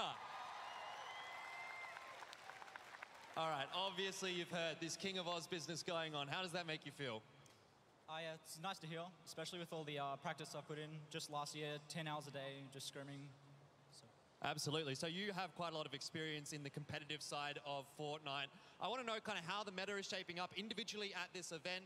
Is it sort of playing out how you're used to, or are there some differences that are starting to take effect now here at the Australian Open at the Fortnite Summer Smash? It's very similar to what we practice, but normally we do placement scoring, not kills, so a lot of people are being more aggressive towards endgame, so you got to make sure you rotate early and stuff. Awesome, awesome. And speaking of those early rotations, we did see a bit of a different play style out of you this game, potentially based on the location of the circle. You weren't in the Stormwing so much this game. You were rotating really, really early. Was that sort of, again, a key part of your gameplay? Yeah, couldn't find the play in that game, so I just got as many mats as I could, just turtled them. Awesome, awesome. Well, best of luck in the next game. Maybe we'll chat to you again a bit later. We'll see. For now, we're going to go back to Ben and Vandy. Thanks, John. Yeah, some interesting strats coming out from the X2 Twins there. Back-to-back victory royales, Vandy. You don't see that every day of the week, particularly not in an event of this type, I suppose, to me. Look, if he can't make it as a competitive Fortnite player, I expect to see him on the next season of The Block, to be perfectly honest. He's building, he's in Melbourne. What more can you ask for? He is very good at what he does. He is. That ability to really identify, okay, well, my game plan's changed a little bit. Let's get as many mats as possible, and then we're just going to play and make sure we rotate early and just hold our fortifications. It was really well done. Some upsets happened as well. I mean, we did see Geordie taken out early in Tilted Towers. Also, we did see Mr. Fresh Asian taken out by Jalen very early in. So a couple of upsets, but as the commentators were saying, these players still have plenty of games left. We still have 4 games exactly where they can make a comeback. Yeah, we've only 2 matches through of 4 as we take a look at some of the top plays from match number 2. I think a couple of the key points here, Vandy, was that as we were moving from the 6th Storm into the 7th, we went from 34 players to 10 in the space of about 30 seconds. So a lot of people playing for placing, and at the end of the day, I think for them, maybe their positioning wasn't correct, their rotations weren't correct, maybe just a little bit unlucky.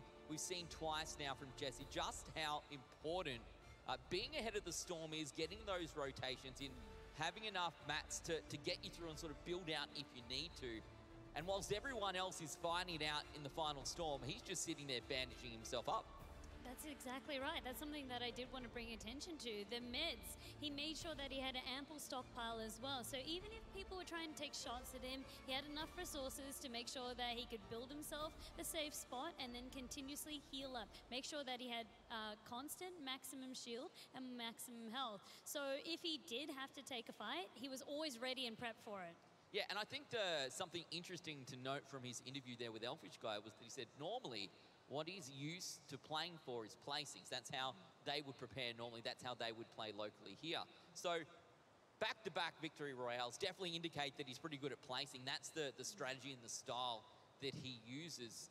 For me, the question is now, what does everyone else do? Do they change it up? Do they go searching for players in building? Right now, everyone's sort of thinking about themselves, I think, thinking about, I just need to stay alive. I just need to stay ahead of the curve. I don't want to be eliminated. But it seems to me that not being eliminated isn't necessarily going to get you the win because Jesse is better than everyone else at it. Well, I think Fallout had an interesting challenge. He said, we know where the man drops, you go to Dusty. That's exactly it. If you want to try something different, you can try get him in the early game. That's probably going to be your best shot. Otherwise, you can stick to your game plan. If you feel like the rotations weren't working up, work on getting there earlier. It's very, very difficult, though, because you said there were 40, 34 people, 10 people. That's a massive drop, but that's a lot of people to contend with. That is, again, we keep hearing about third partying as well for anyone who might not know what that is. If you're battling it out with someone, perhaps across the other side of the storm or on the other side of a building, sometimes it's going to be someone that you're not watching out for who's in there looking in. We take a look. A lot of people in the crowd here as well today. It's great to see so many young faces, so many mums and dads in here as well, checking out not only, we've got the tennis tonight, the Australian Open Melbourne Park, a very exciting place to be, a lot going on. There's concerts, there's film festivals, there's a lot to eat and drink. It's just a fun time, and for me, having something here that is close to my heart, competitive gaming, I wish I had this when I was a kid. It's very lucky. You can still be a kid, aren't you? I Just do a act big like a kid, yeah, you're right. But I do have to agree with you. This is a wonderful opportunity, and I think a lot of the players are really taking advantage of it. Maybe they're not getting the placings they want, but it's more the experience they're getting.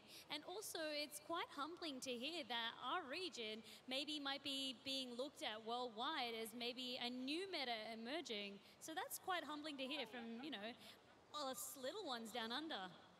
Yeah, there's someone behind you, buddy. Give us a wave. There we go. All right, so I think you're very right there, aren't you? Like, it is about the meta and how that plays out, and very clearly the meta that currently works, at least across the first two games, has been from Jessie, staying alive, bandaging up there at the end of the game as well. For me, though, things are going to start to change, I think, as we get closer. Match number 3, match number 4, 5 and 6, push comes to shove. You've got very little to lose by the end there. You've got to start perhaps being a little bit more aggressive. You're out of the points maybe now. You have to start pushing towards those eliminations as well. As we take a look at our results from our second match of the day, as you can see, Jessie once again coming out in first place. No elimination, 3 points though, getting that victory royale. A couple of other players coming through, Keith and Taylor is me, both with 3 points on the board. Some of that might be from a limb, some of that might be from placing. That's exactly right. And you see as we go further and further down the list, the elims, it kind of starts to change a little bit. Some of them do have those eliminations, but others were just placing. So it's really interesting to see the strategy. Maybe some of these players are making sure that they're in the middle of the leaderboard and then start to focus for eliminations, or vice versa.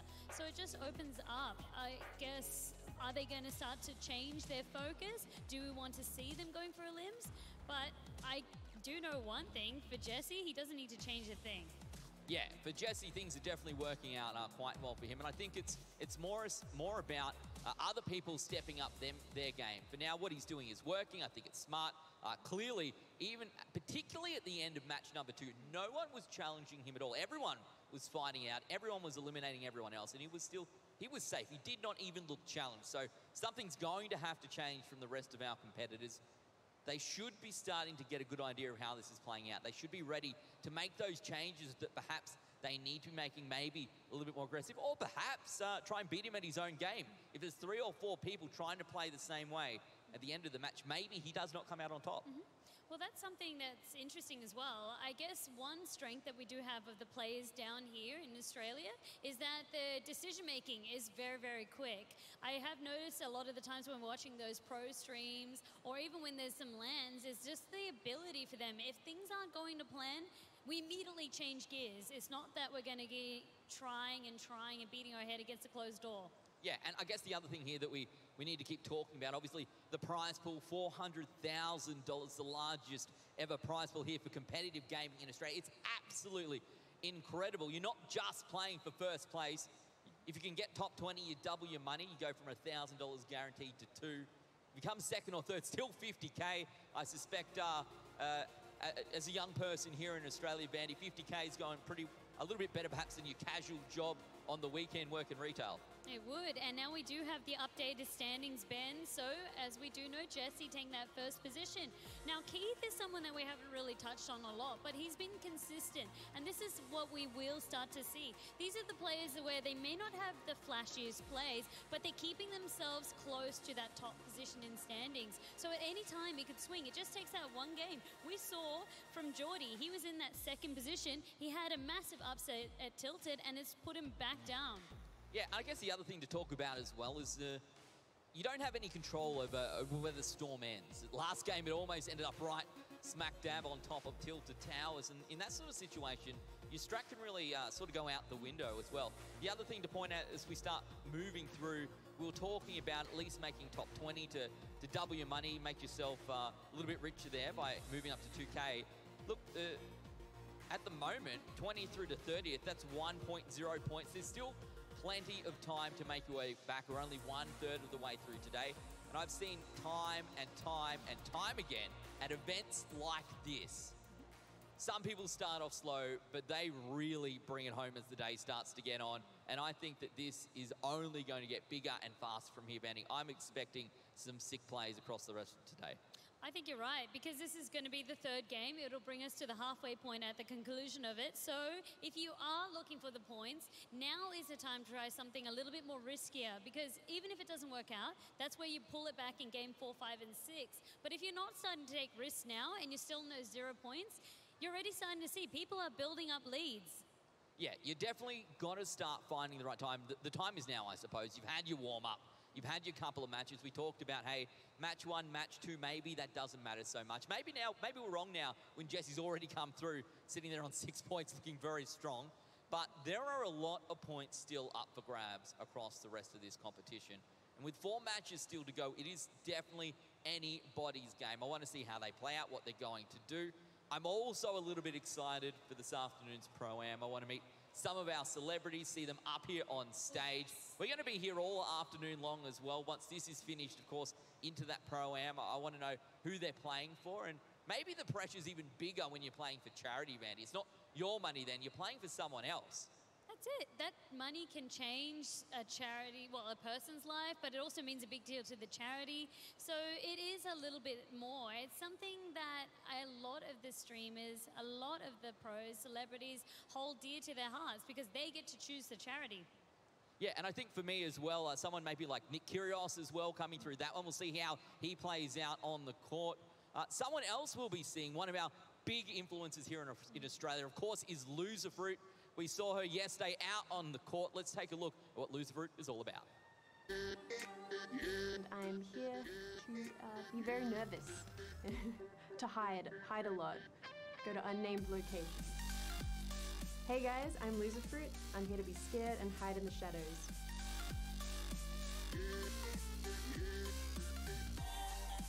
Loserfruit, of course, one of the big Twitch streamers here in Australia, one of the most followed around as well. Look, if the competition was talk to people in Twitch chat, read what they say, respond to them, and play video games, I think she would probably win.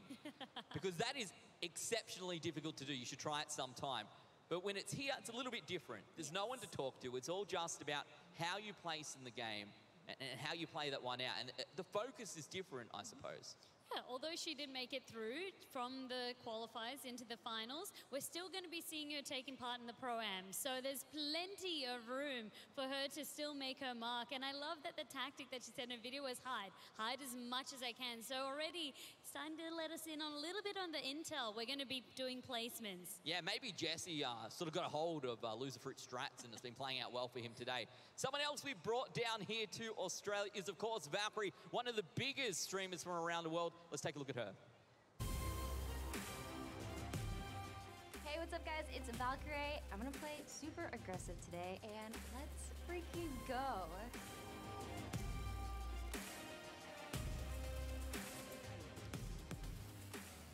Both Loserfruit and Valkyrie will, of course, be playing in this afternoon's Pro-Am competition. I suspect up against some of our celebrities and some of our amateurs.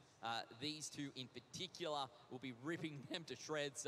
No love lost there, playing for charity, doing their best. And look, I think it's a great opportunity as well to get someone like Valkyrie down to Australia. I know she has a lot of fans down here as well. So, you know, you watch these guys and girls online, you get to see them play, but it's so great to have an opportunity to see them come down and meet them in person. It's just a sneak peek of what's to come. So already I'm feeling so amped. It's really interesting as well, just the difference between the two. Loserfruit strategy, I'm going to hide. Valkyrie's like, I'm going to play super aggressive. Let's freaking go after my own heart. I love that strategy already. Yeah, I think for me as well, I want to see them go head to head. That would be perfect. That would be the very hider versus the aggressive player. We'll go back again, just recap some of these notable players. We saw Loserfruit and Valkyrie. We saw their videos a little bit before. We also saw Dr. Lupo. Mr. Fresh Asian, though, whilst he isn't getting the results perhaps that he wants right now, he is a very, very good Fortnite player. He's sort of come to fame here in Australia, playing online, playing on Twitch, streaming for friends and I suppose fans around the world. And that's because he is so darn good. That's exactly right. Also, rounding up the list, we do have Lachlan and Laserbeam, big powerhouses in themselves. The crowd loves them. Their YouTube content is top-notch. If you haven't been watching, you've been doing something wrong. They're so enjoyable, and you're sure to learn something new. And of course, the real Mr. Muselk is around here as well today. Every time I go somewhere and I see Mr. Muselk, there's a line of 100 fans following him around, so hopefully no one can get down on the court. It's a bromance. Yeah, they love him, and because his content's pretty good, I'll give him that much. It's a bit of fun. I do love it. Always manages to find something sneaky, something new in each and every patch that we didn't know about. I think that's really also why the Pro-Am is going to be so enjoyable for us. Even though they are playing for the charity, it's also about the entertainment that they're going to bring us. A lot of them are content creators in their spare time, entertainers. We have musicians, AFL stars coming to join us. It's going to be huge. Well, Vandy, I hope you're ready to be entertained, because I certainly am. Guys and girls, it is time for match number 3 here at the Fortnite Summer Smash as part of the Australian Open. Dr. Lupo, take it away. Sorry about that. Fallout was stuck looking at his phone to see if anybody had followed. Drop the gun on the camera switch. I didn't know. That's my True. fault. No, Talking about shout to CPL Discord, talking to those guys saying hi. Game 3 starting up. Fallout. We've seen Jesse put on a good show. 2 in a row here. The back-to-back, potentially a 3-peat. But we do have some notable players from previous games, even the Heats during the day. Mr. Fresh Asian, he's got to turn it up at some point. I mean, nobody else put up Elam counts like he did. He's got to show up. If you were Mr. Fresh Asian, this situation, you've seen the way that Jesse has played twice now. Granted, two victory royales, no eliminations yet, though. Obviously, the safe play is paying off.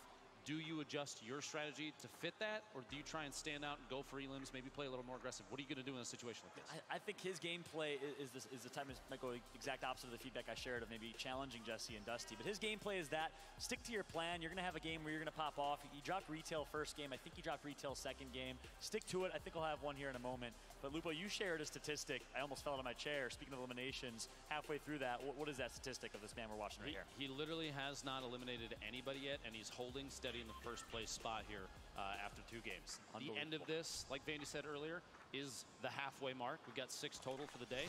And the go-to spot, Jesse popping down on Dusty Divot yet again. Gonna pick up a couple of these chests. These are very close together. There's a lot of floor loot, chest loot that he can pick up. There's shields on the ground in the form of the mushrooms. There's a lot of opportunity to farm up wood.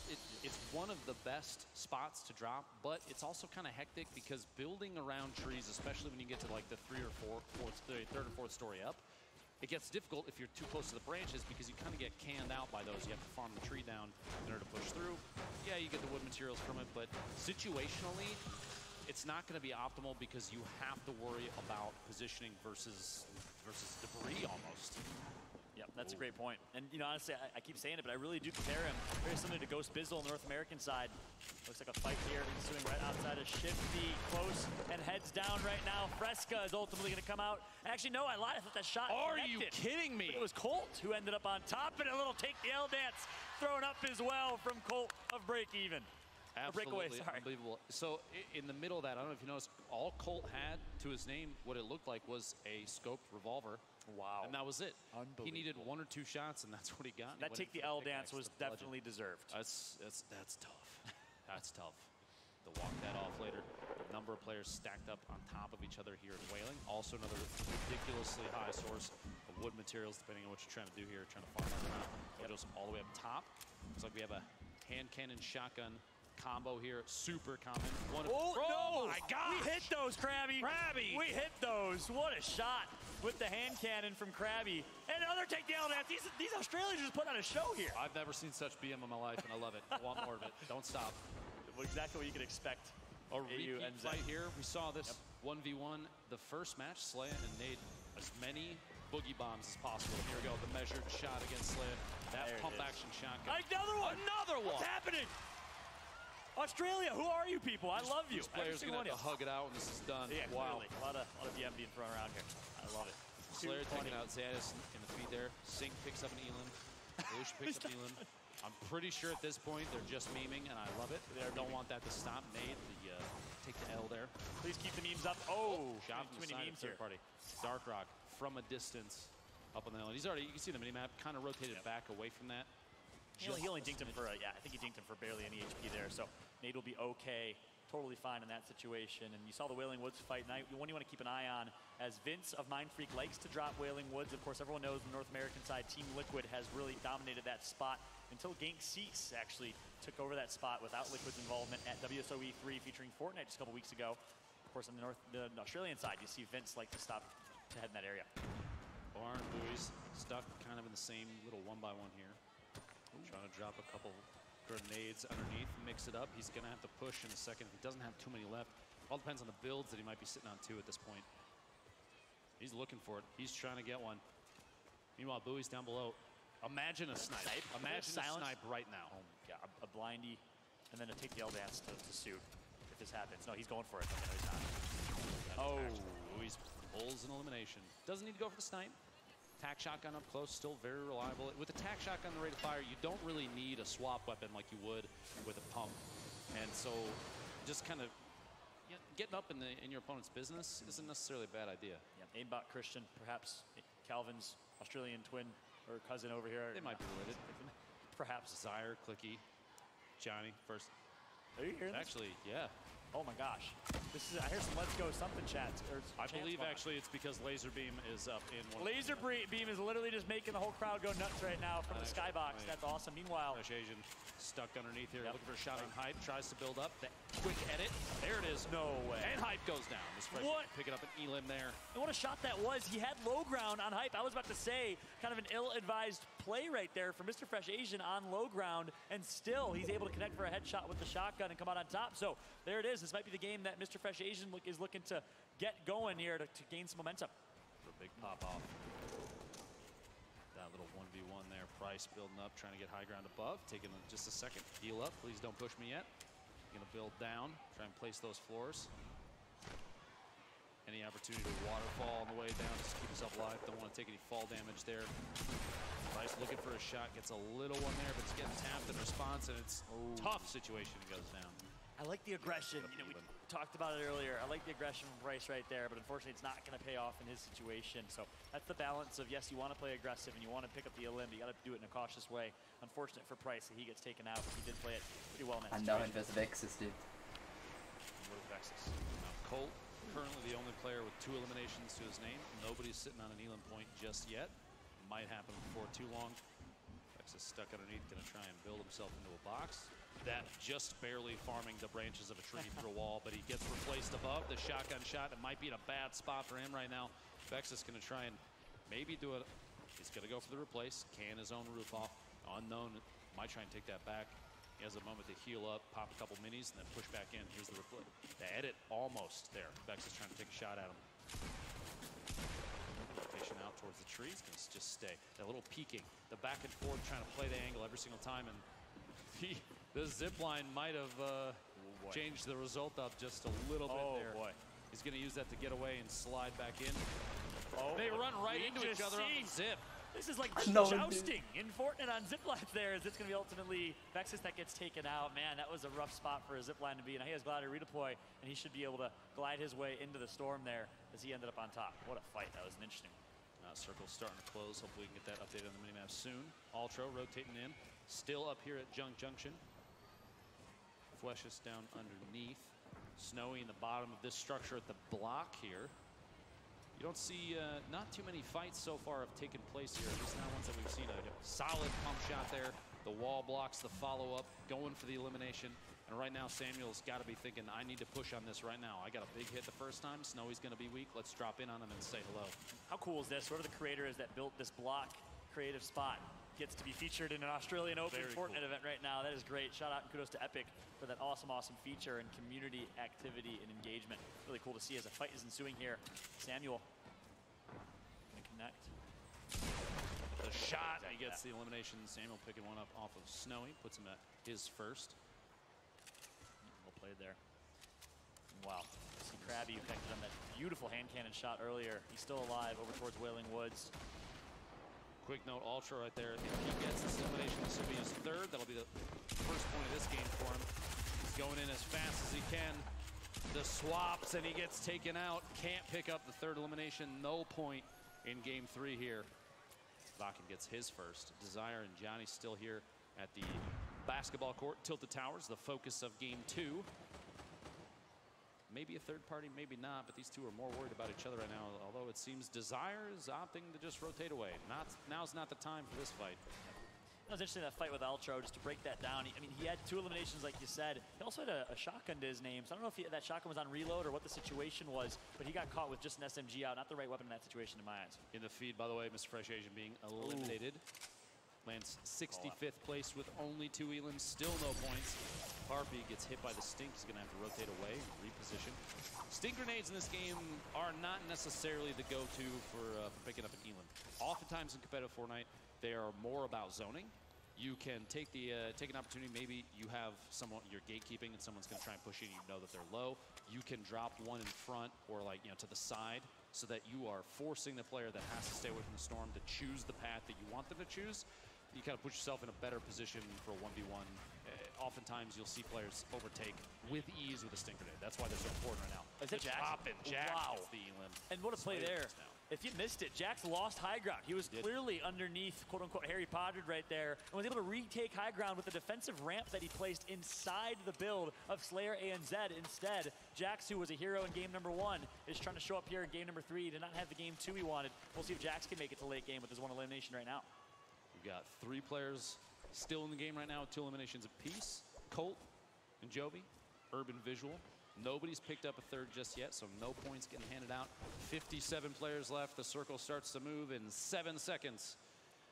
And it's a north side circle. We've got Lazy Lynx almost in the center. The only POI actually still in the next zone. We'll see how things play out there. Rubsy, 1 elim, but he's sitting on a single rocket. Pretty good loadout right now. Quite a bit of ammo for 50 players left. You'll see a detriment of ammunition pretty often in competitive Fortnite. Oftentimes players wait till literally the last second to burn through some of their ammo. You don't want to spend it early, because if you run into somebody in a box and you don't have any shotty shells, that's a tough life to live. Yeah, could be a little rough. Rubsy right there, being what's known in competitive Fortnite as a little bit of a storm chaser, right? Trying to fight and take out, I'm not sure who it was he was going up against with that 1 RPG left, but he decides, hey, I got to value my life. I got to rotate early. He's going to leave whoever that is in the dust, who's just going to rotate with a nice glider redeploy, I believe. He got 15 bandages, though. He has an opportunity to make his way in, but he's got quite a bit of ways to go. 1 minute and 13 seconds on this rotation. We've got Jesse there in the bottom right corner, your back-to-back winner. Oh, Rubsy gets taken by Zarbi. I think that was the person that he was hunting earlier. I believe it was. Oh, boy. Yep, there it is. Going to pick up all the goodies. Zarbi gets the last laugh. Jesse's still hanging out in Lazy, though. I believe sitting on 0 eliminations again. He's playing for position. He's playing for rank every single time, because I don't blame him. It's paid off 2 games in a row. There's no reason to change up the strategy at this point. Completely agreed. It's what he's known for, late game, early rotations. And we kept saying it. He was the first person to rotate in every moving circle last game. And let's see if he does it again here. But Jesse is just such a textbook player, so smart. Again, I keep comparing him to Ghost Bizzle on the North American side, but you really see a lot of comparisons there. While some people just trying to stay alive and some Stormwings hanging out. Jake and Hadley just hanging out in the outside zone. Those planes coming in handy. You see this quite a bit in competitive Fortnite. These players, you don't want to elect to fight somebody when you have a plane like that, because they have limited HP. They get blown up, and you're stuck being forced into a rotation that maybe is not advantageous for you. Your best bet is just to stay away from everybody and circle out in the water. Just wait it out. The next circle's about to close. 3 seconds, and we'll see if those planes are going to have to make a move, potentially south over quite a few other players. Still a little bit of water. We have a rift to go, just hanging out down here. Yeah, that's actually a planted rift. He's just hold on to it. No, I'm not sure which one that is. Actually, yeah, smart decision. He's just waiting, because he's going to have that for a late rotation whenever he wants. So he can be the last to rotate here, and then he can actually retake ultimate high ground in one of these last circles before moving circles. Smart decision from Darkrock there to wait and to hold that rift. No reason to push whatsoever, like you said. Just kind of set up shop and wait for everybody to move in. We've got quite a few players that are going to be forced to rotate in. We still have 1 player way on the southeast side, just south of Tomato, that's going to fly in right now. Makes it in from outside the storm, just barely. Let's see it on our map on our screen. We've got, I believe there it is, somebody who's just floating in on the right side of your screen. Hershkels of Renegade still alive. Top player on the Renegade squad. We'll see what he can do. He hasn't had a great game 1 and 2 yet. Looking to perform here today. Jax, you see at the top of your screen as well. Keep a close eye on him. Still 50+ people alive in this one. We're going into storm number 4 here in a moment. I hope people that are watching understand these players in a competitive environment, no one wants to engage unless they absolutely have to, or they have the opportunity to pick up a free elimination. Those points are key. If you put yourself out there in a bad spot, you call a lot of attention to yourself by engaging somebody that you shouldn't necessarily engage, you're asking to be eliminated and not land any points. Nobody wants that, so that's why you see really high player counts going into late game circles. This is circle number 3. It's going to start closing right now. We have 51 players left. You have a number of players sitting at the top of the little buildings. Jordy's sitting in the top of one by one. You see him kind of editing and resetting walls to make them transparent so we can see through. A1 Beats is taking a couple little peeks there, see if he can get a pick on somebody as they're rotating in. But there's no reason for him to just sit and tunnel on somebody without paying attention to his surroundings. He's deciding here very clearly to say, I don't like the fact that you're sitting in that box. I'd like to take a couple shots, kind of mix things up. You make players nervous by doing what he's doing, and that will potentially push them out of their safe zone, and they'll get eliminated. He's not necessarily looking to pick up an elimination of his own. He just wants to make sure that he's not the guy that everybody looks at. That's a great point. Put some pressure elsewhere. If you can take pressure off of you in competitive Fortnite, that's a win. That's a great thing if you can stay alive and make it to late game. The same reason a lot of people like to fly around in those Stormwings. It's pretty much a guaranteed way to make it to top 15, top 20 in competitive Fortnite. So if you can grab your hands on one of those Stormwings, good things can happen. That's a great point you brought up earlier, Lupo, as well, about not drawing too much attention to yourself, because if you do, you become like a fly on fruit in the summer. You get really everyone focusing on it. Here, Big Green and Lazy Links, you've got 4 players all kind of built into the same structure. You see a couple on the north side just kind of waiting, seeing if somebody's going to move at that time. It's going to be a tough situation for these players to make it out of, depending on where the circle goes. It's still Lazy Links focused. Conscious Smile sitting all the way up top. Yep. You guys might hear the screams of children in the microphone and in the background. Literally, there are swarms of people that are flying towards the skybox that I think Laser and some of these other folks are hanging out at. You love to see it here in Australia. A lot of fans coming to hang out for the first time with some of their favorite streamers. It is really what I think Fortnite has really done a great job of. A lot of players still in those planes just floating around up top. Nobody wants to make a move and put themselves in harm's way at this point, and I don't blame them. Gancho waiting in the top of this, the top center structure of Big Green here. Lazy. There we go, the top right corner. Your back-to-back winner from game 1 and game 2, Jesse. Waiting to see what kind of move's going to happen here in just a second. Yep. I think Jax picks up his second. It's going to be big for him. I think, if I remember correctly, game 1, he either got 2 or 3. I think he was just under that 3 threshold. I can't remember for a fact. And I think he just got taken out. He misses that 3 threshold as well. I'd like to point out super quick. Jesse's loadout is literally an RPG and a shotgun. No way. He has healing in every other spot. You got to be kidding me. This man is focused on late game, 100%. He has a strategy, has a vision, and he sticks to it. He's got a rift to go as well. Look at this. 2,500 materials. This is the strat to go for late game every time. He doesn't want to fight a single person, and I can't blame him, because with the weight on positioning, it's the way to play if you're going for the win. And he's there's $100,000 on the line for first place. You can't blame him. You can't blame him one bit, but I think this is unprecedented, Lupo. I don't think we've ever seen someone win back-to-back games with 0 eliminations. I mean, they usually get 1 at least. Reddit is going to have to check the facts on that one. Donnie, I'm not sure. Out there. I think that might be the first back-to-back with 0 eliminations. And one thing to point out, too, my friend Donnie sent me a Twitter DM and mentioning this. Thank you all for the feedback on Twitter, but he also said that he didn't take 1 tick of damage going through that entire tilted fight in game number 2. He had the same 200 HP total from the beginning of that tilted fight to the very end. It goes to show how good he is at just staying alive, rotating early, and really conserving his resources. If that's the name of the game, he's definitely focused on it. We've got 42 players left, 35 seconds until this circle closes, and then it starts to move. At this point, it would surprise me if there are many players left in the air and planes. People are going to have to start popping out of those just because pulling those tight circles is a little too close together. We will have elected to drop down and try and get high ground. Here's Hershicles making a rotation into the safe zone. He's going to box up half. He pick it up an Elim there, right there, and Glorious. Style, I believe Stale going down on the feet as well. Zarbi and Craze, the only players alive right now with 3 eliminations. Minjobi looks like he got 49th and picked up 3 eliminations. That's a point apiece for all 3 of those players. Vince and a number of others are sitting on 2. Nobody's pushing too aggressively right now. So Vince looking to pick up his first point. I don't believe he's gotten 3 limbs yet. His teammate Twiz has. We'll see if he can do the same to try and put himself on the board here. There it is. Jesse of the X2 twins still full HP, full shield, in a great position right now. I spoke too soon. There are actually still people just waiting it out top. Can't blame him. The election to avoid combat is the smart play. If you're going for placement every single time, that's the smartest play. Eliminations will happen when they happen. They'll happen organically, and so you don't really have to worry about pushing too much. You have to worry about safety more so than anything else. I think that RPG from Zarbi actually connected for damage before. Zarbi at 4 eliminations right now. Another limb here on Hershicles under a World of Hurt would be his second point. That'd be huge for Zarbi. We'll see if he can do it. Meanwhile, Minkin TTV picks up one. He is known to be a very passive, smart, and slow-paced player playing for late game. He is showing he can also get some limbs here in the late game as well. Hershicles might be in a tough spot here. Looks like Dolph's rotating above him. We'll see here in a second when he gets caught off guard. He's going right underneath Zarbi. He's going to have to try and station up basically in the same box as another player at this point because so many people in such a small area. And you see Hershicles getting a little third-party damage. Somebody caught him rotating. I think it's Zarbi. Zarbi wants his 5th limb, and he's 34 players left. Wow. 20 seconds until this circle ends with a southeast rotation. And this is where things are going to start getting crazy. The next circle move, if it is far enough away, everybody's going to have to relocate. You're going to see a lot of rift to goes pop at the last second before the zone starts to tick on these players.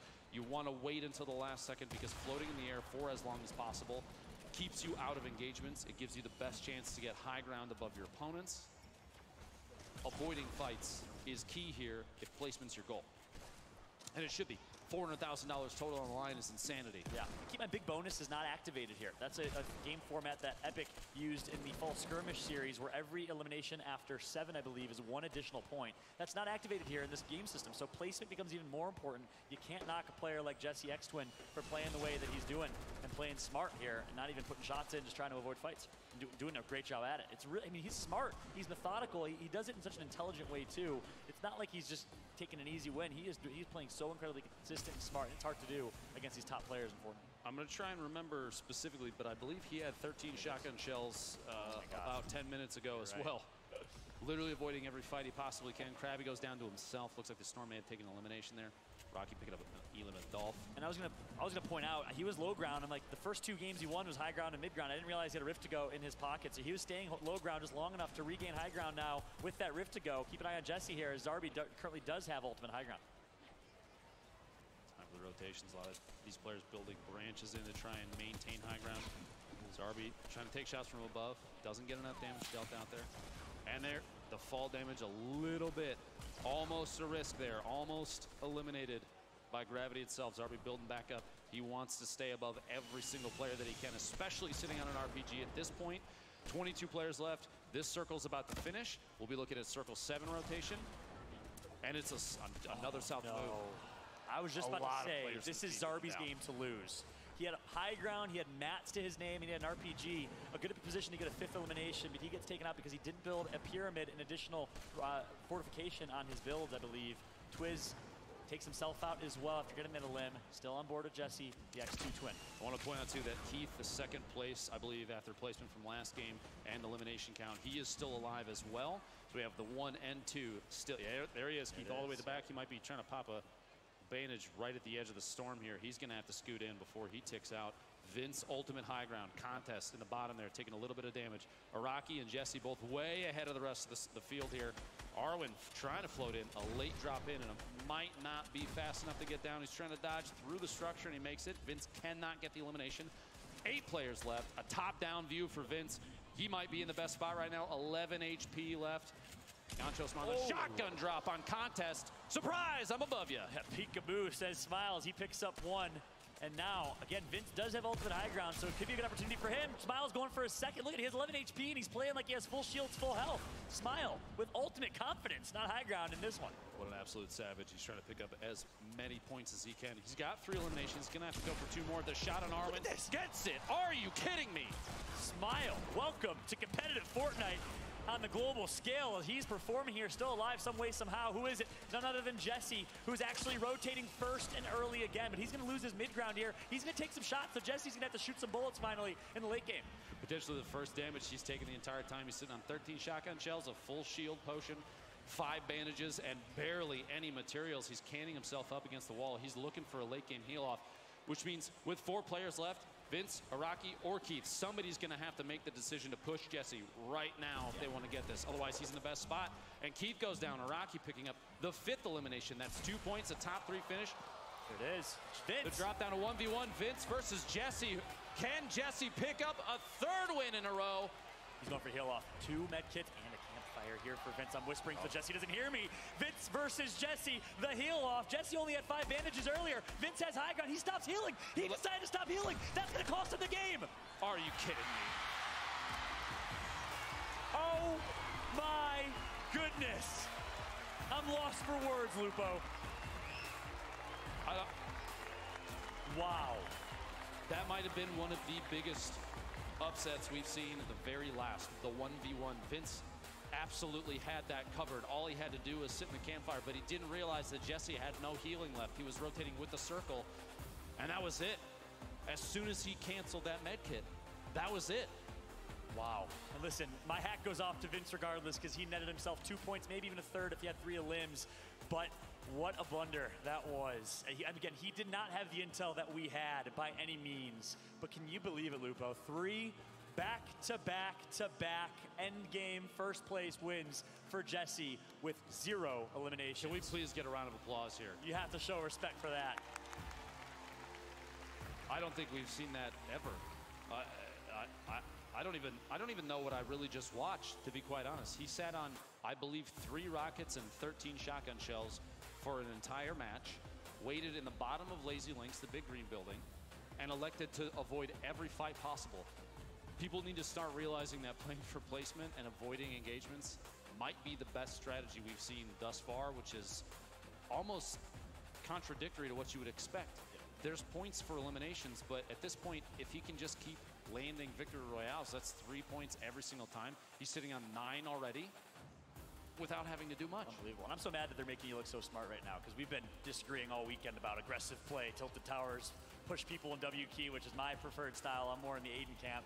Lupo is looking pretty smart right now. Play for placement is the key when the format is what it is. Without big bonus especially. I can't blame him from doing what he's doing. It's shown up big. I have to admit. Yeah. So now we've seen 3 games in a row, Fallout, where playing for placement, playing strategically, slowly, taking your time, and not necessarily being, putting yourself out there. It's paid off repeatedly.